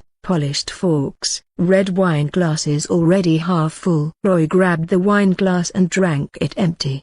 He gave the others a shrug. The Duke and Jessica sat too far to reach quickly. If they tried something, they'd have to run all the way down to the end, giving plenty of time for the woman to shoot any of them first. But she couldn't all shoot us, right? Wendy could see her hand resting just inches from the gun. Her eyes calm, calculating. But there's only 2 of them. Surely we can overpower them, right? Wendy looked at Jared across the table. But not with one of us already wounded. Better wait. Welcome to my manor. The last resort, the Duke said, his voice smooth, confident. I apologize for keeping the 3 of you waiting. Does the clothes I provided fit you well? Nobody answered. Jared shifted in his seat. Tried to look cool, calm, but failed. Wendy caught it with the way his jaw clenched, his fingers twitching near the tablecloth. Jared was scared. She couldn't blame him. The whole room felt like a setup. They'd just walked into a trap and someone had locked the door behind them. But there was something there, too. The way Jared couldn't look at the Duke in the eye, like he knew something she should. Jared caught her gaze, and slowly shook his head. He moved his lips, but Wendy was a piss-poor lip reader, and she didn't catch what he said. Wendy landed her gaze back at the Duke. He stared right back, smiling like he was about to eat them alive. And maybe he was. Eat, he said. All of a sudden, food, literal food, sprouted from the table in a span of a second. Wendy jerked back in her chair. Jared cursed. Roy damn near knocked over his wine. Steaks and potatoes for the boys and a nicely charred salmon for Wendy, her favorite. Holy shit, Roy exclaimed. How did you? The Duke's expression barely changed. His gaze piercing. Eat, he said again. Jared swallowed. Why don't you say what you have to say, and get it over with already? Though his voice wavered at the end. Why did you bring us here? I can't have company for dinner? The Duke asked. Forgive me. I was impolite. Where are my manners? I should have introduced myself. My name is Duke Henry Louis Duncan, your host and the owner of the manor. It is a pleasure to meet the 3 of you. Now, please, eat. I made sure to provide you your favorite meals, and I promise you, there's dessert after you finished your dinner. It's a treat. I'm not hungry, Wendy found herself saying, slightly pushing the plate away. She didn't think she should speak up, but it was too late to catch her words. The Duke's face softened. Oh, well, that's okay, Miss Morrison. I'm not here to force you. He took a sip of his wine. Wendy looked down at the Duke's plate. There was nothing there. You're not hungry? The Duke paused, looked at her, smiled. Oh, I am famished, Miss Morrison. Jared went pale. Because he broke and because you lead us, right? Huh? What are you talking about? Roy asked. He's a vampire, Roy. Roy held the silence for a beat longer. What are you talking about, kid? That motherfucker over there is a vampire. I saw him. I remember now. Vampires are not real. Food just appeared on the table, Roy. That about sums up who we are dealing with, Jared said. I'm drunk. I don't know what I saw, but I'm pretty sure vampires aren't real. Roy turned to Wendy. Right? Wendy didn't answer and kept her gaze at Henry. Are you? She asked. Yes, I am, Henry answered casually like he just told them about the weather. You're lying, Roy said, shaking his head. Are we gonna eat or keep on yapping? Jessica asked, looking down at her plate. It wasn't until Wendy craned her neck that she got a good look at her plate. Raw flesh, some sort of bloodied organ, liver or kidney, maybe? Wendy looked away from it in disgust. Yes, dear, you can eat. Jessica grabbed a fork and a knife and dug through the offal, taking a big bite. Red juices running down the side of her lips and licked it off. Look, man, I'm sorry I attacked you on a parking lot, okay? I'm sorry I tried to stab you. I was stupid, Jared pleaded. Wendy whirled her head round. You did what? Jesus Christ, kid, Roy muttered, fist down over the table. But Jared ignored them. I was jealous. I was drunk. You were talking to Kate, and she likes you. I can see that she likes you. She never looked at me that way. And a broken bar. I wasn't thinking. I was mad. I was furious. And I just want you to go away. You gotta believe me. So broken bar, you're going to stab me in the parking lot instead? Jared was quiet for a moment. Yes. I'm so sorry. So sorry. Jared burst into tears. Wendy didn't know if Jared was faking because she knew him too well. Grew up with him in this godforsaken town. The man couldn't apologize for shit. But here he was, blubbering and groveling in front of this man. It was horrifying to witness. I accept your apology, Mr. McCardle. That's very nice to hear, and I believe you are truly being sincere. Jared let out a shaky breath of relief. I just want to go home, he said, wiping away his tears. But Henry wasn't done speaking. But I'm afraid I can't let you all go. I won't talk about this. We will leave you alone. Forget this ever happened. Okay? Jared pleaded again. It's not just that, sorry, Henry said, almost gently. As I said, a broken bar. I am famished. And with the three of you, you're on the menu. Jessica perked up. Oh? We're killing them now? Henry frowned. Looks like they're not hungry. I gave them their final meal, but they refused. He stood. The room got colder. I guess it's time for the main event. Wendy shoved her chair back and stood fast. Didn't care when it crashed to the floor behind her. Jared and Roy also stood up. No, please, you have to let us go, she said. Like he said, we won't say anything. We're good at keeping things quiet, okay? If you want Jared because he tried to kill you, then, you can have him. What the fuck? Wendy, shut up, Wendy shouted. We have nothing to do with this. Me and Roy. Please, just let the two of us go, and we won't bother you. We won't go to the cops. Henry tilted his head. His smile gone now. If only it were that simple, Miss Morrison. He turned his eyes to Roy, then to Jared, back to her. But you know what I am. I kidnapped you. I brought you here. I can't risk it. Butte a broken bar. Wendy hiked her breath. Please, please, please. Please, he broken bar. But I will give you time to get out of here. We're giving them what? Jessica snapped. Wendy almost wanted to leap. At least there was a silver lining. If I could convince him to. She paused, watching Henry whispered into Jessica's ear, and the woman got up from her seat, walked through a side door behind Henry, and came back a minute later with 4 other men. Wendy's heart sank. The Sawyers. She only recognized Luke by face and name, but she vaguely remembered running into his brothers in the past. Why are they here? She didn't recognize the 4th man. Huge, broad-shouldered, and wearing a creepy fox mask. He dragged a double-sided axe behind him. Alan, Garth, Luke. What are you doing here? Roy asked sharply. You're in on this? Alan crossed his arms. Hi, Roy. Thanks for the beer the other night. Sucks to see you in here. Sorry, man. Roy couldn't find the words. Alan turned to Henry. Why do you call us in here? Well, a broken bar. There's only 3 of them. It's a small delving party, and it doesn't seem fair if we gang up on them. When one of them is already wounded, they'd be dead in 5 minutes, maybe 10. It's not a guarantee we'll collect any essence, and it's not gonna be fun. So we'll draw it out like always. Henry grinned. How about we make them choose instead? Luke frowned. Choose what? The hunter. The archetype hunting them. That way, we can still have some fun. We can even take bets. Garth and Alan perked up with the latter. Look, I know we're new to the dungeon, but I don't think that's how any of this works, Luke said. Shush. Jessica leaned forward. Go on, Henry. A broken bar. Like I said, there are only 3 of them, and all of us have been begging each other to get a kill tonight. Well, a broken bar. This is a solution. I know. That's why we're here, Luke chimed in again, but Jessica shushed him. We've decided the newbies should get the kills tonight, especially me, because I'm the youngest. I didn't agree to that, Jessica said, raising her hand. Who let this goose in charge? That is why Henry reeled everyone back to the tropic. It is better if they choose you instead. The Delvers. They are the impartial party, not us. All their heads whipped to the other end of the table. Then, to something above them. What in the hell? It looked like they were listening to something, or to someone. Wendy was more confused. Delvers? Choosing? Archetypes? What the hell is this? Henry regarded them again. So, what's it gonna be? What? Jared asked. Choose. Goliath. The Sawyers. Jessica. Hi, Jessica said sultrily,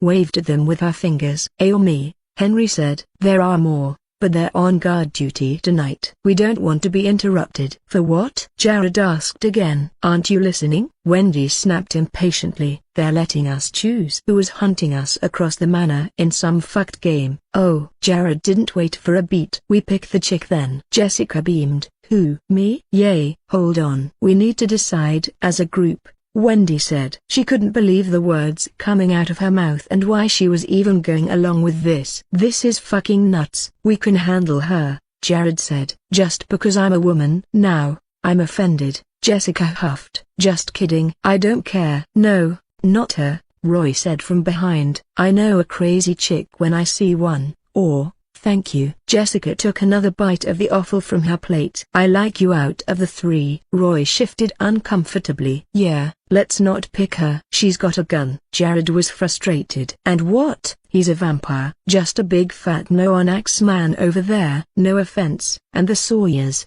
well, there's 3 of them against the 3 of us. 3 on 3. I don't see our chances improving there if we fight them. So what? We take Thea. Oh my god. I can't believe I'm even saying Thea's the vampire. How about we don't choose at all? Let's just get the fuck out of here, Jared said. Then, we hunt you. All of us, Henry said. Miss Morrison, you asked for a chance. Well, this is what I'm offering. What's stopping all of you from going after us anyway? Wendy asked. We may not look like it, but we are true to our word. Wendy needed to think. She wouldn't choose the Sawyers. Like Jared said, there were 3 of them, which meant 3 people would be hunting them. She didn't like the big guy from the back. She had dated plenty of men who wore the uniform, and the way he carried himself stood out to her. Military, heavily trained. She couldn't have that. As much as Wendy liked to call herself a feminist, Jessica was short, skinny, and looked like a wind could blow her over the beach. But Roy was adamant not to pick her. And she didn't like how the woman responded when Jared picked her earlier. She was too eager. Favored that outcome. Wendy looked down at Jessica's plate and the pile of diced raw liver on it. That left Henry. What about you?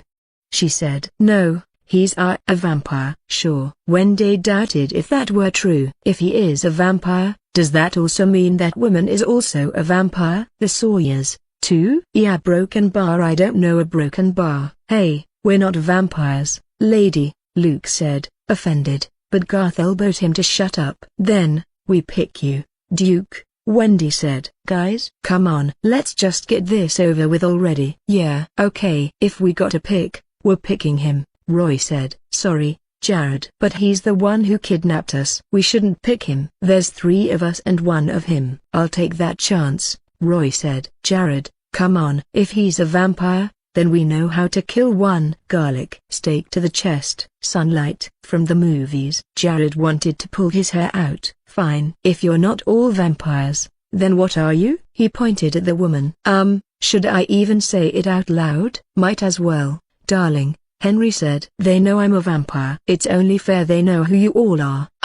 Okay. Spoiling the fun. If you really wanna know, handsome, I'm a demon. Horns, tails, and all. I possess you and I kill you from the inside. Drag. We're werewolves, Luke said. Alan and Garth glared at him. What? They asked. And the big guy over there isn't much of a talker, Jessica said. But he's the classic slasher. Masked killer. Summer camp counselors dying one by one. He has the highest kills among us, by the way. Personally, I wouldn't pick him. Your chances go way down the drain. Goliath glared at Jessica, annoyed. Wendy, Jared, and Roy couldn't believe their ears. They're fucking insane, I tell ya, Roy chuckled. Are we really listening to this horse shit? So, Jared, You're the last vote. Me or Henry? Jessica asked. You're a demon, you said? Yes. The one and only. Which one? Exorcist, Conjuring, Insidious, or Evil Dead? Oh, I never really thought about that. Jessica tapped her chin with her finger. I guess Evil Dead. Jared turned to the others quickly. I choose the vampire. 1:46 a.m., 5 hours until dawn,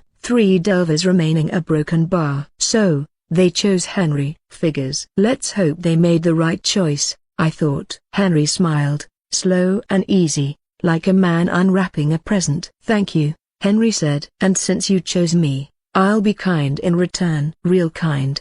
I'll give you 7 minutes to run, to hide, to do whatever. Just make sure I don't find you. He leaned forward. Tick-tock, darlings. The delvers scattered. Wendy grabbed the candlestick without looking. Roy barreled after her. Jared, the stubborn idiot, locked eyes with Henry for one long, stupid second, then snatched a steak knife from the table and ran, too. Their footsteps slapped the tile with a messy, panicked retreat. The archetypes didn't move, didn't blink. They just watched the door swing shut behind the delvers like a pack of dogs watching wounded meat limp away. You did that on purpose, Luke said accusingly. You wanted them for yourself. You stacked the deck, and you knew they'd pick you. Henry's face didn't change, not even a little twitch. That is a baseless accusation, Luke, and I will not stand for that. It is not my intention to deceive you, any of you. Huh. That's interesting, I thought. The Duke was lying. I reckoned since he captured all 3 delvers, it was his hunt. He just took out the competition. Luke bristled. Bullshit. You just want all the kills to yourselves. What? Not in a sharing mood, Fang? Typical for a vampire. Hey, Alan barked. Mind your manners, boy. He's our neighbor, remember? Besides, he's got a point. If we all piled on, this would be over before it even got fun. He smiled then, and we know bloodsuckers like to play with their food until it's boring. Careful, Alana broken bar. Henry's eyes glinted. But, Al, this is supposed to be our opening night. Luke insisted. Make our mark in this dungeon. First real hunt. First real blood. This is just one of many scenarios, Luke, I reassured him. There will be plenty more to whet your broken bar bloodlust. Don't worry. Luke flinched upon hearing my voice. He bowed his head like a scolded child. I'm sorry that I shouted, Lord Dungeon. I'm just excited about tonight. You know, I thought my brothers and I would finally get to hunt and show off our skills. He glared at Henry. But I'm mistaken. Henry took his time stepping closer to Luke, looming. Tell you what, he started. The manor's mine. If they make it out to the woods, they're fair game. Yours. Anyone's. Jessica piped up. Even me? Henry waved a lazy hand. Knock yourself out. She clapped her hands together, giggling like a maniac. Goliath and I can cover the road. Maybe herd them into the old cabin. Have some fun than this old stuffy place. No offense, Duke, but your manor looks like shit. Henry whipped his head round. But you picked half the decorations. I think you're forgetting that I'm not human. You shouldn't have listened to a demon. We kind of ruin things. Goliath nodded solemnly like that explained everything. Whatever floats your boat, my dear, Henry said, shaking his head. What say you, Alan? I'm game for that, Alan said, shooting another stern gaze at Luke. The kind of look older brothers gave right before they beat your ass. Right, Luke. Luke muttered something ugly under his breath and stomped toward the side door. Fine, whatever. I'll be by the woods if you need me. Alan sighed. What about you, Garth? You good with this plan? Garth merely shrugged and adjusted his blue baseball cap. A man of few words, I thought, chuckling. For the past 6 weeks, I've only heard Garth speak maybe less than 20 times. And those were barely 1 or 2 sentences each. And Garth never left the Sawyer farm without a baseball cap on. His room at the farm did have a lot of hats. Almost like it was a second limb. Where are the delvers now? Jessica bounced on her heels. I smiled. I can tell you,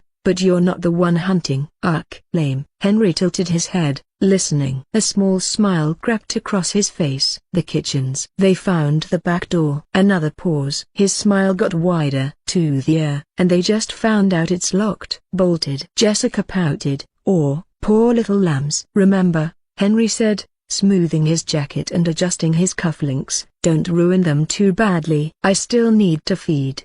Blood's only good for 5 minutes after their death. Don't worry, we'll leave you a sippy cup, Alan said, laughing. Henry arched an eyebrow. Think I can't handle it? Buddy, you got an expensive suit on. It'd be a shame to get it dirty and crumpled. Maybe you should leave the dirty work for us lowly folks. Nice try, Alan. Them's the rules. They chose me. See you out there, Henry said. No, number. We don't want to get your manicure ruined, or, God forbid, your pretty hair. Henry rolled his eyes. Door. Out. Alan laughed harder and clapped him on the back hard enough to make Henry sway. Tell the dogs to piss outside, right? Garth tilted his baseball cap with a silent goodbye and followed his brothers out the door. Once the Sawyers were out of sight, Jessica clicked her tongue. Satan's balls, they're uncouth. Hey, do you all think Garth is single? Jessica. Henry snapped the demon out of her thoughts. Don't we have a job to do? Oh, right. Sorry,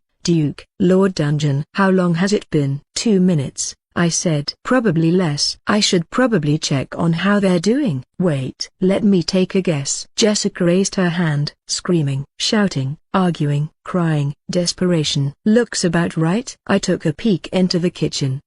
Most of it, yeah, and they were doing most of that. When I opened my many eyes into the kitchen, I saw the Delvers frantically pacing across the room, still desperate to get out. We are gonna fucking die here, Roy shouted, slamming his palm hard on the wood. Roy, you're not helping, Wendy said sternly. Find something that opens this window. Wendy had been yanking on the windows to no avail. We should hide, Roy said. We should get as far from the dining room as possible. This building's huge. There should be a lot of places to hide, right? But we can't hide forever. He'll eventually find us. We don't even know how long they are keeping us in here. I don't hear them coming, Jared said from the door. They're still in there. Wendy tried the window by the kitchen sink one more time. It did not move an inch. This is bullshit. We're trapped, Jared said. He locked us in. Why wouldn't he? This is his house. Not helping, Wendy hissed. Wendy looked around, heart hammering. She wiped the sweat from her face with a trembling hand. There was a big block of knives magnetically fixed on the wall. She pulled the meat cleaver and tested the blade with her thumb. Sharp. Get armed, she said. Grab anything that'll stab, bash, or slice. Jared opened his arms. So what? We fight them? Just the three of us. He's the only one hunting us, Wendy said. Or so he claims. Roy snorted but yanked something from inside an oven, a large three-pointed rotisserie skewer. Jared grabbed another knife, a much bigger blade than the steak knife he grabbed from the dining hall, a bread knife with a serrated edge. What are you gonna do with that? Slice of bread? Roy asked. Jesus, kid. Here. He handed Jared a meat tenderizer. That's a lot better. Aim for the head. If not, aim for the side of the knee or the kidneys. If you can't kill him, it will at least give you time to run away by slowing him down. These won't do shit, Jared said. He's a vampire, remember? Roy shook his head. Not this again. He's a goddamn bloodsucker, Roy. Jared's voice cracked. I'm not playing with you right now. I'm serious. Wendy stayed quiet. She didn't know what the hell to believe. Roy sighed. Fine. Say he's a vampire. What the hell are we supposed to do? Stake him through the heart, like in the movies? Do you see any stakes anywhere? We can make some. We don't have the time, Wendy reminded them. Then we kill him the old way, Jared said, teeth bared. We burn him. Fire beats everything, right? Roy was quiet for a second. He rummaged through the drawers and found a blowtorch. He then ran toward the sink, opened the lower cabinets, and found an aerosol can. He quickly ran toward the other cabinet, where he found duct tape, and started taping the blowtorch together with the rotisserie skewer. It took him less than 2 minutes. The fuck, Roy? Wendy said, impressed. Nice flamethrower. But it wouldn't last long. Maybe a few seconds of juice in this bad boy. Where'd you even learn how to make that? Roy shrugged. Then grinned. Well, kid, you learned a thing or two in the summer of '87. Jared nodded. Fucking A, Gramps. Vampires hate fire, too. In the movies, one died from a windmill that was on fire, I think. That's Frankenstein's monster, Wendy corrected. No, that's not. Wait, really? Yeah, really. I watched that movie like a million times with my dad. Oh, hopefully, the fire will keep him off us, At least every creature on this planet is afraid of fire. Maybe vampires are scared of it, too. An idea popped inside Wendy's head. Maybe this will help, too. Wendy strode toward the pantry door and opened the cabinet. All kinds of foods, dry and canned, were inside. But she grabbed a bowl of fresh garlic and walked back to the kitchen island. She used the knife to cut the garlic open, popped one in her mouth, and started chewing. Wendy handed a clove of garlic to Roy and Jared. "Eat." "You think this is gonna work?" Jared asked. "Vampires don't like garlic, right?" "If he's a vampire, that is. Maybe it'll taint our blood?" Jared nodded. "Ah, I see what you mean." He shoved more garlic cloves inside his pocket. "Maybe we can throw it at him?" Wendy was about to grab a fistful but realized she was wearing a dress. "Damn, I don't have any pockets." Roy just shook his head but took the garlic clove and popped it inside his mouth anyway. Jared did the same. "Now we got that damn garlic breath, where should we go next?" Roy asked. Wendy felt the panic rise again and tried to push it down, and then it hit her. "My room," she said. The boys turned to look at her. "My room," she said again, louder. "When I woke up, I was confused and dizzy. I was trying to take this stupid makeup they put on me, and when I looked in a mirror, a broken bar. I saw a broken bar." She didn't finish her thought. "Never mind that. But I managed to open the window to look at something outside. I think the window is still open. I never closed it." Roy blinked at her. Jared stared like she'd just handed him a key to the kingdom. "Fuck yeah, that's what we should do then." "Let's go up there." "Are you sure?" Roy asked. "Yes, I'm sure." "If we can get back up there," Wendy said, "we can get out." "It's a long drop, but we can use the bed sheets." "Like, make a ladder out of it?" Jared suggested. "That's a good idea," Wendy said. "Then what are we waiting for? Let's go," Jared said. They went back out to the hallway, armed with whatever weapons they grabbed from the kitchen. This time, Roy was leading the way with the makeshift flamethrower. Now that they had a plan, Jared had almost forgotten he was injured. He still favored his other hand when gripping the meat tenderizer. Behind him, Wendy clutched at the hem of Jared's suit jacket, afraid to get separated from the group. The grandfather clock chimed loudly, making the Delvers jump. 7 minutes was up. "Do you think they're coming?" Wendy whispered, trembling a little. Roy nodded and elaborated. "Do you think he's the only one coming?" "Well, one way to find out," Jared said. He continued walking down the hall and entered the foyer. All of a sudden, all the lights went out courtesy of the Duke, who kept to the shadows, quiet as a mouse and out of sight. "Jesus Christ." Wendy gritted her teeth. "That's bad, right?" "I can't see a fucking thing," Jared said. "We should have looked for a flashlight," Wendy said. "Don't move." "Stay close together,"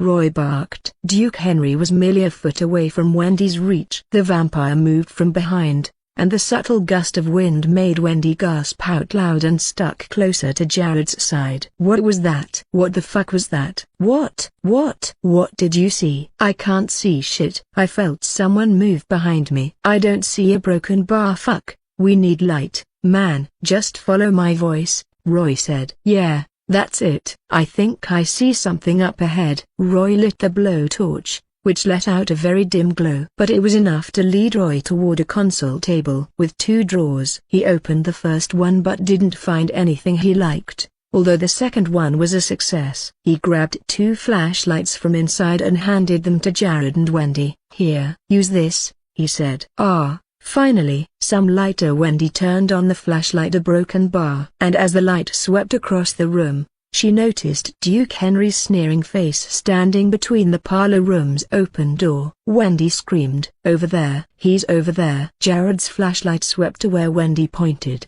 but Henry was already gone. "Where'd he go?" Wendy asked, frantic. "Are you sure you saw him?" Roy asked. "I swear." "He was right there." Jared was losing it. "I told you, man, I told you, he's a vampire." Roy had had enough. "Shut up. Just shut up, will you?" He snatched the flashlight from Jared's shaky grip. The beam flared briefly before Roy turned it toward the parlor room. He stepped inside and paused. Empty. Wendy edged up behind him, eyes darting like cornered prey. "Are you sure?" "Be careful." "Yes, I'm sure." "Empty." "See?" Roy took another sweep across the room with the flashlight. "We're wasting time chasing a vampire. Jared said. We should leave right now. The stairs are right this way, Aya. Wendy turned, lifting her flashlight toward the staircase toward Ada until a shape moved from her right. Her heart skipped a beat, a blur, a flicker, and Henry was there, right there, standing in front of Jared like he'd always been. Pale face, eyes piercing red, glowing like a dull laser pointer. He smiled. "Hi," Henry said. Then, Henry's hand closed around his throat. His other hand grabbed Jared by the front of his jacket, lifted him like he weighed nothing, like he was a fucking toy. Jared's scream made her high and girlish, full of real terror, and the mallet clattered down the stairs as his feet left the ground. Legs kicked, arms flailed. Then Henry shot up toward the second floor, dragging Jared over the banister like a ragdoll. Up and gone. His screams faded as they rose, swallowed by the pitch darkness of the upper floors. Wendy and Roy stood there, shocked, unable to make the first move. "That's a broken bar. That's not a broken bar. Possibly broken bar," Roy muttered. "Did he just fly?" I don't a broken bar. I think so." Wendy shook her head. "Yeah, Roy. He flew." Roy paled. "What the fuck is this shit? I'm too old for this stupid supernatural shit," he muttered under his breath. Another scream from Jared, faint, far away. It spurred Wendy to move. "We have to help him." "Wendy, wait." "Roy, come on. We have to help him." "When?" "Wait." We shouldn't exclamation mark. But it was too late. She bolted up the stairs, heels clacking. Roy cursed and followed, the jerry-rigged flamethrower swinging in his arms, aerosol can hissing just a little from the nozzle. He paused at the dropped mallet on the first step and thought about grabbing it, but his hands were already full of weapons. No time. Wendy hit the landing and looked around. "Where'd they go?" "I think they went left," Roy said, then immediately changed his mind. "No, right." "Which one?" "I don't fucking know. It was too dark." "I'm pretty sure he took him down there." 80% sure. "Whatever. Let's go over here." Wendy picked the hallway leading to the manor's west wing, and Roy followed. Fortunately for them,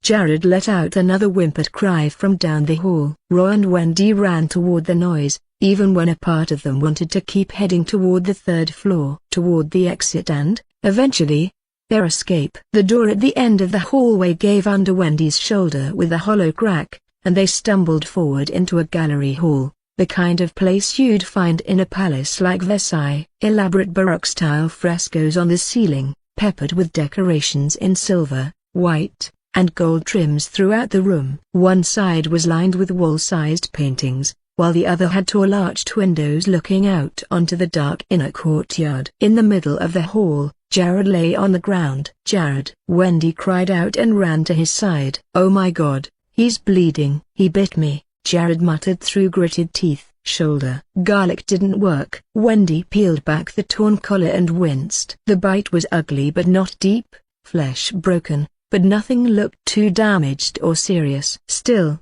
it glistened wet and red, and her stomach twisted. Roy stayed standing, scanning the room. "He's not here." "Where the hell did that guy go?" "Roy, he's bleeding." "Help me." "Right." "Shit." "Hold on." Roy dropped the flamethrower, and the aerosol can beside Jared with a clank, then yanked off his suit jacket, pressing it hard to the wound. "Hold that." "Did he get stabbed?" "It's a bite." "A broken bar bite?" His voice dropped. Roy picked up the flamethrower again. "Move away from him, Wendy." What are you doing?" "Put that away." "He got bit by a vampire." "Don't you watch the goddamn movies?" "Roy, come on, help me get him up." "Great. Now you believe me?" Jared barked. "Freaking bad timing, man." "Put that fucking shit away from my face." "Yeah, alright, so he's a vampire," Roy said. "But Wendy, he might be turning." "That's how this shit starts. A bite." "That's always how it starts. He has the disease or something. He'll turn into Dracula." Wendy's hands faltered. A little bit of clarity crossed her mind, and she couldn't argue that the thought did occur to her. She had seen plenty of movies about vampires, werewolves, and zombies to know that bite as a broken bar bites were pretty bad. She started moving away from him. "Wendy, seriously?" Jared said. "It's still me. I'm not turning, alright? He just bit me.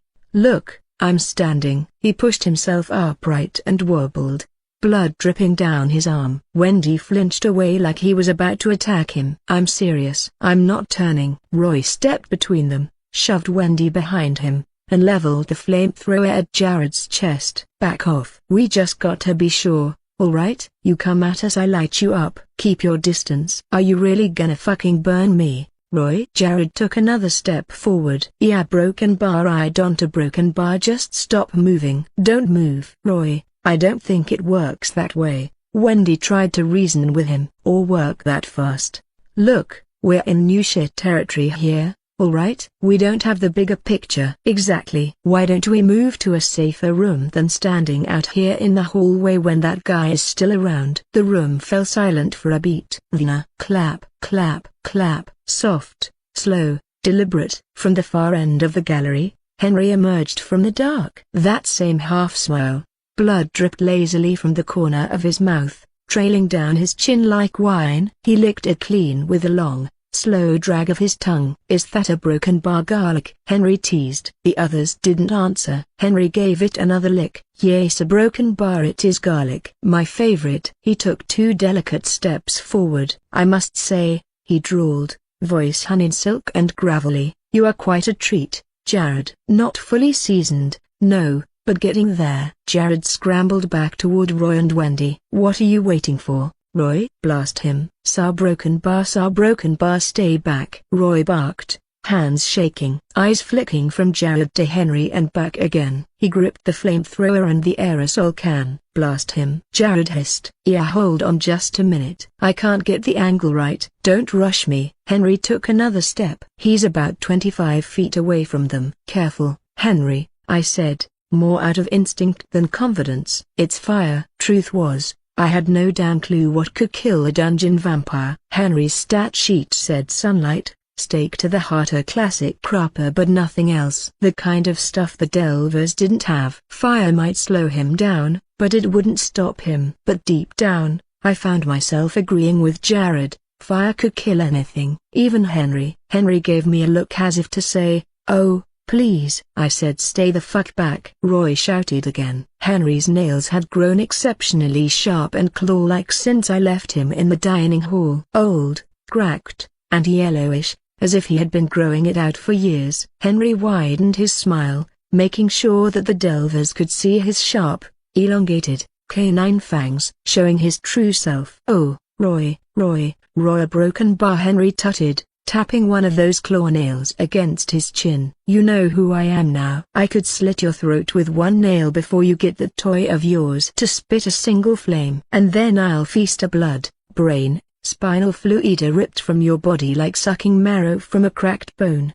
And after that, your companions. They will run. They will scream. They will be in total agony. Do you all still want to fight or run? None of them moved. Not a single step. Muscles twitching under their skin. Bones jittering with adrenaline. It was like standing on a frozen lake and hearing the ice crack. They wanted to run. They just didn't know where to go that wouldn't kill them faster. Then Henry struck fast. In a blink, he was in their midst. 1 second across the room, the next no wind-up, no warning, just a blur of teeth and shadow. Roy turned the flamethrower around but fumbled with the can with his shaking hands, slippery with sweat. In that heartbeat of hesitation, Henry smashed the back of his hand across Roy's jaw. The sound it made was wet. Roy yelped and flew like he'd been hit by a train, body twisting midair, the can tumbling from his grip. He landed hard, didn't get up, groaning on the floor instead. The vampire snarled, annoyed. Henry lashed out with one leg and kicked Jared square inches the gut. Jared didn't have the reaction time to block it, and he sailed backward like a broken toy, collided with the wall with a loud crack, and slid down crumpled to the floor.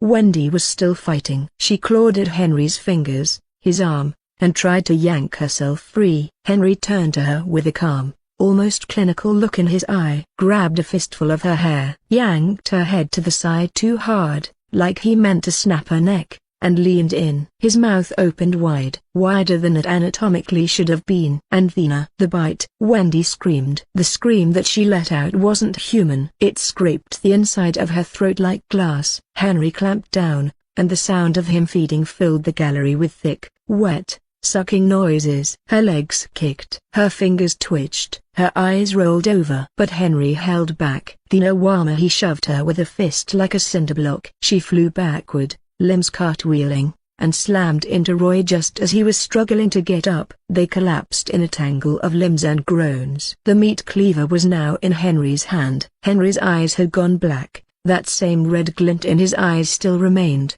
but his face was slick with Wendy's blood. It oozed down his chin in long, sticky crimson ropes, gums painted red, his teeth clacking like an animal savoring a kill. He licked his bottom lips slowly like he was tasting and savoring wine. That, he said, was just the appetizer. Jared came in silent and fast behind Henry, carrying a marble bust of some fake mustached ancestor of Henry's over his head, and slammed it over Henry's shoulders. Not all of the statue splintered and cracked, just the nose and several chips of its hair. The sound it made wasn't satisfying. Jared stood there for a second too long, and I could tell by his face that he was asking himself, what the fuck now? Henry didn't flinch. He wrapped a meaty hand around Jared's throat and squeezed until the man's eyes bulged. Henry punched him in the gut, and Jared folded, gasping for air. "When will you learn, boy?" Henry said, voice low and mocking. "Don't raise your hand to your elders." "We need to get out of here," Wendy said, trying to stop the bleeding on her neck with her bare hands. But Roy ignored her. He spotted the aerosol can rolling across the hardwood floor, trailing in a thin arc like it wanted to be found. He lunged for it on his elbows, fingers scrabbling. Henry, too busy ragdolling Jared into a pile of drywall and plaster, didn't notice. Roy flicked the kitchen torch on, and a gout of fire burst from the can, engulfing the vampire in a roar of flame. Henry staggered, arms up, screamed like a wounded animal. Roy kept the flame on him, screaming too between fury, adrenaline, and pure, raw panic. "Burn, motherfucker, burn," he shouted. The air reeked of burning hair and charred meat. But it didn't last. Henry stepped through the cone of fire. Skin blistered,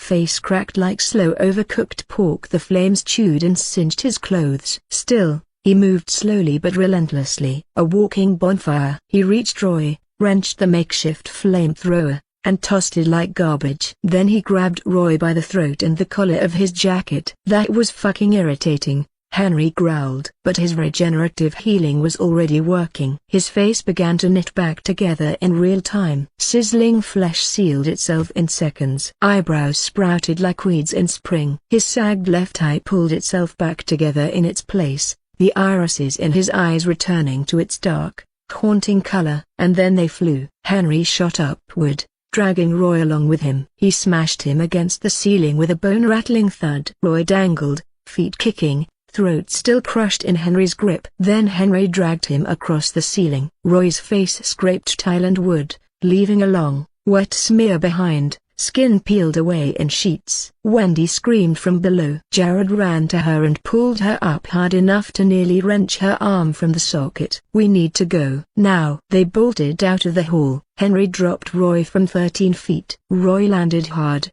stomach first, jaw snapping against the floorboards. With a loud breaking crack, Henry gently glided down to the floor and watched the swinging door across the room where Wendy and Jared had fled. He didn't give chase. Instead, he turned Roy over on his back with his foot. Blood covered Roy's face. I could even see his exposed gums and teeth through his torn cheeks and the side of his right eyeball where his eyelids were peeled open. He almost looked like Two-Face from Batman, I thought. The sudden movement pushed air up Roy's throat, and he burst of blood gurgled out of his mouth and out through the open cheek. "Please broken bar," Roy begged, but he couldn't find the words. It hurt too much to speak. Henry knelt at his side. "I'm impressed by you, Roy. It wasn't long ago when you and I played darts over at the bar. You have a good aim. You're resourceful. A fighter. I like that. I like my food when they fight back. To cower is just a broken bar bland." Roy kept his gaze on him. That's all he could do, really, waiting at the mercy of a creature he thought only existed in the movies. But now it's here, Roy thought. And I am the food. He had always believed that the people from horror movies were too stupid for their own good. He had lost count of how many times he got frustrated by the characters' decisions that ended up with them killed. Now I'm that fucking loser. He should have run while he had the chance. Now, he couldn't move away from a predator. "Please broken bar," he croaked. Henry smiled and caressed Roy's hair. "Even now, You are still fighting. Roy's aura remained at a blood orange. It had been like that since Henry initiated the fight. You are broken. You are injured beyond repair. You must give yourself to me, child. Your blood. Your broken bar everything, and I will end such pain you are suffering now. I will end it in ecstasy if you wish it. Please. He broken bar. Roy strained through gritted teeth. I want to live. He wanted to say, I don't want to die. Henry frowned. You don't want to die? Roy slowly shook his head. Even moving his neck was a chore. Henry looked at him for a long moment. Roy focused on that red glint in the vampire's eyes. Mesmerized. I see value in you, Henry said. It wasn't a question, he was just stating his opinion. It just so happens that I have a vacancy here at the manor. Henry ran his finger along Roy's torn cheek, scraped a stain of blood, and licked his finger. You might be the man for the job. Are you? Roy waited, processing what the vampire was asking. You will work for me, Henry explained. You will be alive, flesh and blood pumping still. You will have a slice of my strength, speed, and constitution. You will not fear the test of time. But you will belong to me forever, my familiar. But I will need your consent. Roy's eyes welled with tears.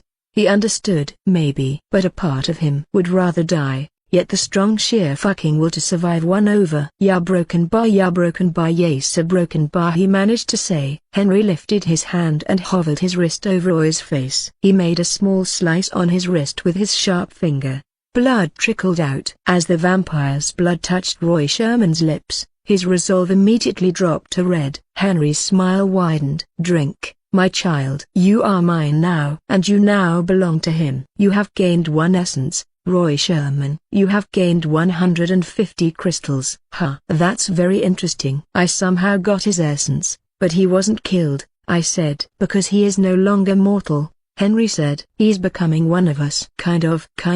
Roy gulped down the trickle of vampiric blood, then his eyes shot open wide, grabbed Henry's bleeding wrist with the strength he probably didn't know he still hadn't, pulled the open wound closer to his lips. Roy moaned and lapped it up as if he was parched for days.